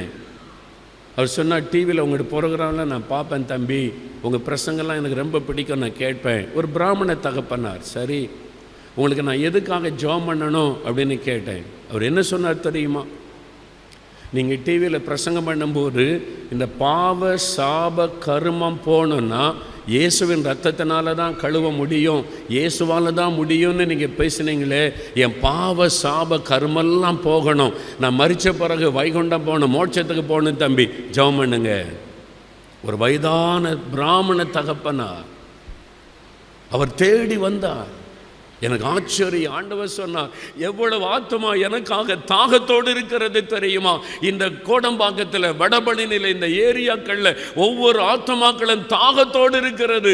அறிந்திருக்கிற நாம் சொல்லாமல் இருக்கிறோமே, இதை விட ஒரு பெரிய பாவம் என்ன? இன்றைக்கு நாம் அதை உணர வேண்டும். ஆண்டவரே, நாங்கள் பாவம் செய்து கொண்டிருக்கிறோம், உம்மை நாங்கள் அறிவிக்க வேண்டும், நான் அறிவிக்க வேண்டும் என்று ஒப்புக்கொடுங்கள். நாம் ஜெபிக்க முடியும், எழுந்து நிற்கலாம். ஒரு 2 நிமிடம் நாம் ஜெபிக்க போகிறோம். தயவு செய்து உங்களுக்கு முன்னால் அமர்ந்திருக்கிற இயேசுவை பாருங்கள். இந்த ஆலயத்தில் அவர் சிங்காசனத்தில் அமர்ந்திருக்கிறார். உங்களை ஆசீர்வதிக்க இங்கே கடந்து வந்திருக்கிறார். அவருக்கு முன்பாகத்தான் நாம் அமர்ந்திருக்கிறோம். அப்படியே கண்களை மூடி உங்களுக்காக காயப்பட்ட அந்த இயேசுவை பாருங்க, ரத்தம் சிந்தின அந்த இயேசுவை பாருங்க. உனக்காக சிலுவையில் நான் ரத்தம் சிந்தினேனே, உனக்காக வாரினால் நான் அடிக்கப்பட்டேனே, உனக்காக முள்முடியெல்லாம் நான் சுமந்தேனே. இந்த ஆண்டவர் இயேசு உங்களை பார்த்து சொல்லுகிறார், அவரை சந்தித்திருக்கிறீங்களா? அவரால் பாவ மன்னிப்பை பெற்றிருக்கிறீங்களா? அவருடைய ரத்தத்தினால் நீங்கள் கழுவப்பட்டிருக்கிறீங்களா? இன்னும் எவ்வளவு நாள் ரகசியமாய் பாவம் செய்து கொண்டிருப்பீங்க? இன்னும் எவ்வளவு நாள் மதுபானத்தை ரகசியமாய் குடித்துவிட்டு பக்தி உள்ளவனை போல் ஆலயத்திற்கு வருவீர்கள்? இன்னும் எவ்வளவு நாள் வேதம் வாசிக்காம, ஜெபம் பண்ணாம, இயேசுவுக்கு உள்ளத்தில் இடம் கொடுக்க வெறும் ஞாயிற்றுக்கிழமை கிறிஸ்தவனாக நீ வாழ போகிறாய்? ஆண்டவர் சிலரோடு பேசுகிறார். ஐயா, உங்களோடு பேசுகிறார். சகோதரனே, உங்களோடு ஆண்டவர் பேசுகிறார். நான் பாரத்தோடு உங்களுக்கு சொல்லுகிறேன், நீங்கள் நரகத்துக்குள்ளே போய்விடக் கூடாது, மோட்சத்தை இழந்து விடக் கூடாது. எவ்வளவு அழகான ஒரு ஆலயம், எவ்வளவு அருமையான ஒரு ஆராதனை, எவ்வளவு அருமையான நல்ல மெய்ப்பர்களை கர்த்தர் தந்திருக்கிறார். ஆண்டவரை பார்த்து சொல்லுங்க, இயேசுவே, என் பாவத்தை மன்னிச்சிருங்க, உங்க ரத்தத்தினால என்னை கழுவுங்க, என் உள்ளத்துல வாரும்னு கேளுங்க. இதுவரை ரட்சிக்கப்படாமல் பாவ மன்னிப்பை பெறாமல் யாராவது இருந்தா உங்களுடைய இருதயத்தில் கை வைத்து ஜெபம் பண்ணுங்க. உங்களுடைய இருதயத்தில் கை வைத்து, இயேசுவே, என் உள்ளத்துல நீங்க வாங்க, உங்க ரத்தத்தினால என்னை கழுவுங்க, எனக்கு அந்த ரட்சிப்பின் சந்தோஷத்தை தாங்க. ஆண்டவரே, என் பாவத்தை சிலுவையிலே சுமந்தீரே, என்னை மன்னியும், பாவத்திலிருந்து விடுதலை தாரும்னு கேளுங்க. ஒரு நிமிடம் மனசுல ஜெபம் பண்ணுங்க. ஆண்டவரே, யார் யார் ஜெபிக்கிறார்களோ உம்முடைய ரத்தத்தினால அவங்களை கழுவுங்க. ஆண்டவரே, இந்த ஆலயத்தில் வந்த ஒரு ஆத்மா கூட ரட்சிக்கப்படாம திரும்பவே கூடாது. ஆண்டவரே, ஒரு ஆத்மா கூட ரட்சிக்கப்படாம போக கூடாது. இந்த வாலிப தம்பியை தொடுங்க, இந்த வாலிப மகளை தொடுங்க, இந்த தகப்பனாரை தாயாரை தொடுங்க, ரட்சிப்பின் சந்தோஷத்தை கொடுங்க. ஆண்டவரே, உங்க ரத்தத்தினால உங்களை கழுவுங்க. ஆண்டவரே, கழுவுங்க. ஆண்டவரே, அந்த சந்தோஷத்தை கொடுக்க முடியாது ஜெபிக்கிறேன். அப்பா, சிலுவை சுமக்க ஒப்பு கொடுங்க. பாடுகளை கண்டு சோர்ந்து போகாதுங்க. எவ்வளவு நாள் இந்த உபத்திரம் என்று கலங்காதருங்க. சகோதரி, சிலுவை சுமக்க அழைக்கப்பட்டிருக்கிறீங்க. கொஞ்ச நாள் தான் சகோதரனே, கொஞ்ச நாள் தான். இந்த பாடுகள், நிந்தைகள், நெருக்கங்கள் எல்லாம் கொஞ்ச நாள் தான். ஆண்டவர் உங்களுடைய கணவருடைய உள்ளத்தை மாற்றுவார், உங்களுடைய மனைவியனுடைய உள்ளத்தை மாற்றுவார், உங்களுடைய மாமியாருடைய உள்ளத்தை மாற்றுவார், மருமகளின் உள்ளத்தை மாற்றுவார், உங்களுடைய பிள்ளைகளை மாற்றுவார். கொஞ்ச நாள் தான் பாடுகள். பாடுகளை கண்டு சோர்ந்து போகாதுங்க, சோர்ந்து போகாதுங்க. பாடுகள் தான் கிறிஸ்தவ வாழ்க்கையில் ஒரு மகிழ்ச்சி. சிலுவை சுமப்பது தான் சந்தோஷம். மகிழ்ச்சியோடு ஏற்றுக்கொள்ளுங்க. ஆண்டவரே, இந்த சிலுவைக்காக ஸ்தோத்திரம்னு சொல்லுங்க. இந்த சிலுவைக்காக ஸ்தோத்திரம், இந்த பாடுகளுக்காக ஸ்தோத்திரம். நான் பாடுகளை சகிப்பேன், என் நீர் சிலுவையை சகித்தீரே, நானும் சகிப்பேன் என்று ஒப்புக்கொடுங்க. ஒப்புக்கொடுங்க. அந்த துக்கம் மாறிவிடும், அந்த சோர்வு நீங்கிவிடும், உள்ளத்தில் மகிழ்ச்சி வந்துவிடும். உங்களுடைய நிந்தை ஆசீர்வாதமாய் மாறும். சகோதரி, உங்களுடைய நிந்தை ஆசீர்வாதமாய் மாறும். உங்களுடைய துக்கம் சந்தோஷமாய் மாறும். கொஞ்ச காலம்தான் இந்த பாடுகள், சீக்கிரத்தில் அது நீங்கிவிடும். பயப்படாதுங்க, சோர்ந்து போகாதுங்க, சிலுவை சுமக்க கலங்காதிருங்க. இயேசுவை பின்பற்றுவதிலே மகிழ்ந்திருங்கள். சிலுவை எடுத்துக்கொண்டவரை பின்பற்றுங்க. கடைசியாக இந்த இயேசுவை நான் அறிவிக்கணுமேன்னு சொல்லுங்க. சிலுவையில் அறியப்பட்ட இயேசுவை நான் சொல்லணுமே, மற்றவங்களுக்கு நான் அறிவிக்கணுமே. இயேசுவே எனக்கு கிருபை தாங்க ஆண்டவரே. நான் எப்படி ஆகிலும் மற்றவர்களுக்கு உம்மை சொல்லணும், உம்மை அறிவிக்கணும். என் வெட்கத்தை எடுத்து போடும், எனக்கு தைரியத்தை தாரும். நான் ஆண்டவரை மற்றவர்களுக்கு சொல்லும்படி கிருபை தாரும். ஒரு ஆத்மாவையாவது நான் மோட்சத்திற்கு அழைத்து கொண்டு வர வேண்டும். ஒரு ஆத்மாவையாவது நான் மோட்சத்திற்கு கொண்டு வர வேண்டும் ஆண்டவரே. எனக்கு அதற்கு கிருபை தாரும் என்று சொல்லி கேளுங்கள். தகப்பனே, ஜெபிக்கிற இந்த பிள்ளைகளை பாரும் ஆண்டவரே. சிலுவைக்கு முன்பாக வந்து நின்று உடைந்த உள்ளத்தோடு ஜெபிக்கிற இந்த பிள்ளைகளை பாரும், பாரும் ஆண்டவரே. சிலுவை சுமக்க அவர்களை பலப்படுத்துவீராக, மன சோர்வுகளை மாற்றுவீராக, அவருடைய கலக்கங்களை மாற்றுவீராக. சிலுவை சுமப்பதில் ஒரு மகிழ்ச்சியை கொடுப்பீராக. இன்றைக்கு அவருடைய மன சோர்வுகள் எல்லாம் மாறட்டும், அந்த கலக்கங்கள் எல்லாம் மாறட்டும் ஆண்டவரே. துக்கத்தை சந்தோஷமாய் மாற்றும், சுகத்தை சந்தோஷமாய் மாற்றும். இவர்களை நீர் பயன்படுத்தணும் ஆண்டவரே. இந்த கோடம்பாக்கம் முழுவதும் ரட்சிக்கப்பட்ட இந்த ஆலயத்துக்குள்ளே வரணும். ஆராதனை 4-5 என்று நடக்கணும். இந்த ஆத்துமாக்களை எல்லாம் தாரும் ஆண்டவரே. இந்த ஆத்துமாக்களுக்காக சுவிசேஷத்தை அறிவிக்க ஒவ்வொருவரையும் தூண்டி எழுப்புவீராக. இந்த சபை எழும்பட்டும் இயேசுவுக்காக ஆண்டவரே. ரட்சிப்பை பிரஸ்தாபப்படுத்தட்டும். சிலுவையில் அறையப்பட்ட இயேசுவை கிராமங்களில் அறிவிக்கும்படியாக எழுப்பும், பட்டணங்களில் அறிவிக்கும்படியாய் பயன்படுத்தும், ஒவ்வொருவரையும் பயன்படுத்தும். உம்மை அறிவிக்காமல் யாருமே இருக்கக்கூடாது ஆண்டவரே. உம்மை சொல்லாமல் யாருமே இருக்கக்கூடாது ஆண்டவரே. எல்லாருக்கும் அந்த கிருபையை கொடுங்க ஆண்டவரே.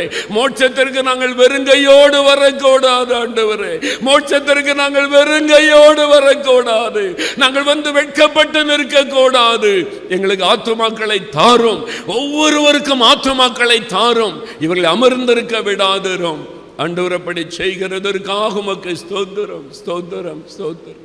உம்மை நாங்கள் சந்தோஷப்படுத்துகிற வாழ்க்கை வாழ எங்களுக்கு உதவி செய்யும். எங்களுக்காக மரித்து பாடுபட்டு சிந்தின உம்மை சந்தோஷப்படுத்தும்படியான ஒரு வாழ்க்கை வாழ எங்களை ஒப்பு கொடுக்கிறோம் ஆண்டவரே. நீர் அந்த கிருபையை தந்ததற்காக உமக்கு ஸ்தோத்திரம். இந்த சபை மக்களை நீர் ஆசீர்வதியும். உம்முடைய வசனத்தை கேட்டு அதற்கு தங்களை அர்ப்பணித்துக் கொண்டபடியால் ஒவ்வொரு குடும்பங்களையும் ஆசீர்வதியும். ஒவ்வொரு குடும்பத்திலும் குறைவுகள் நிறைவாக்கப்படட்டும், துக்கங்கள் சந்தோஷமாய் மாறட்டும் ஆண்டவரே. படிக்கிற குழந்தைகளை ஆசீர்வதியும். படிப்பிலே வெற்றிகளை கொடுத்து உயர்த்தி அவர்களை கனப்படுத்தும். வேலையில்லாத பிள்ளைகளுக்கு வேலைகளை வழிகளை திறந்து ஆசீர்வதித்த உயர்த்தும். தொழில் செய்கிற பிள்ளைகளுடைய தொழில்களை ஆசீர்வதித்ததை வருத்திக்க பண்ணும். இவருடைய குடும்பங்கள் செழிக்கட்டும், அவருடைய வியாபாரங்கள் பெருகட்டும். இவர்கள் தேசத்திற்கே ஆசீர்வாதமாய் மாறட்டும். இவர்களை கொண்டு இந்த பட்டணத்திலே பெரிய காரியங்களை கர்த்தர் செய்யும். நீர் அப்படி ஆசீர்வதித்ததற்காக உமக்கு ஸ்தோத்திரம். திருவிருந்த ஆராதனையில் உம்முடைய இந்த பந்தியிலே உம்மோடு கூட வந்து நாங்கள் ஐக்கியப்படும் போது சிலுவையில் அறையப்பட்ட அந்த இயேசுவோடு நாங்கள் இணைந்து விட எங்களுக்கு கிருபை தாரும். நீர் அப்படி செய்ததற்காக ஸ்தோத்திரம். தகப்பனே, நான் அப்பிரயோஜனமான ஊழியக்காரன், கடமை மாத்திரம் செய்தேன். எல்லா மகிமையும் உமக்குரியது. இயேசு கிறிஸ்துவின் நாமத்தில் ஜெபிக்கிறோம் பிதாவே, ஆமென்.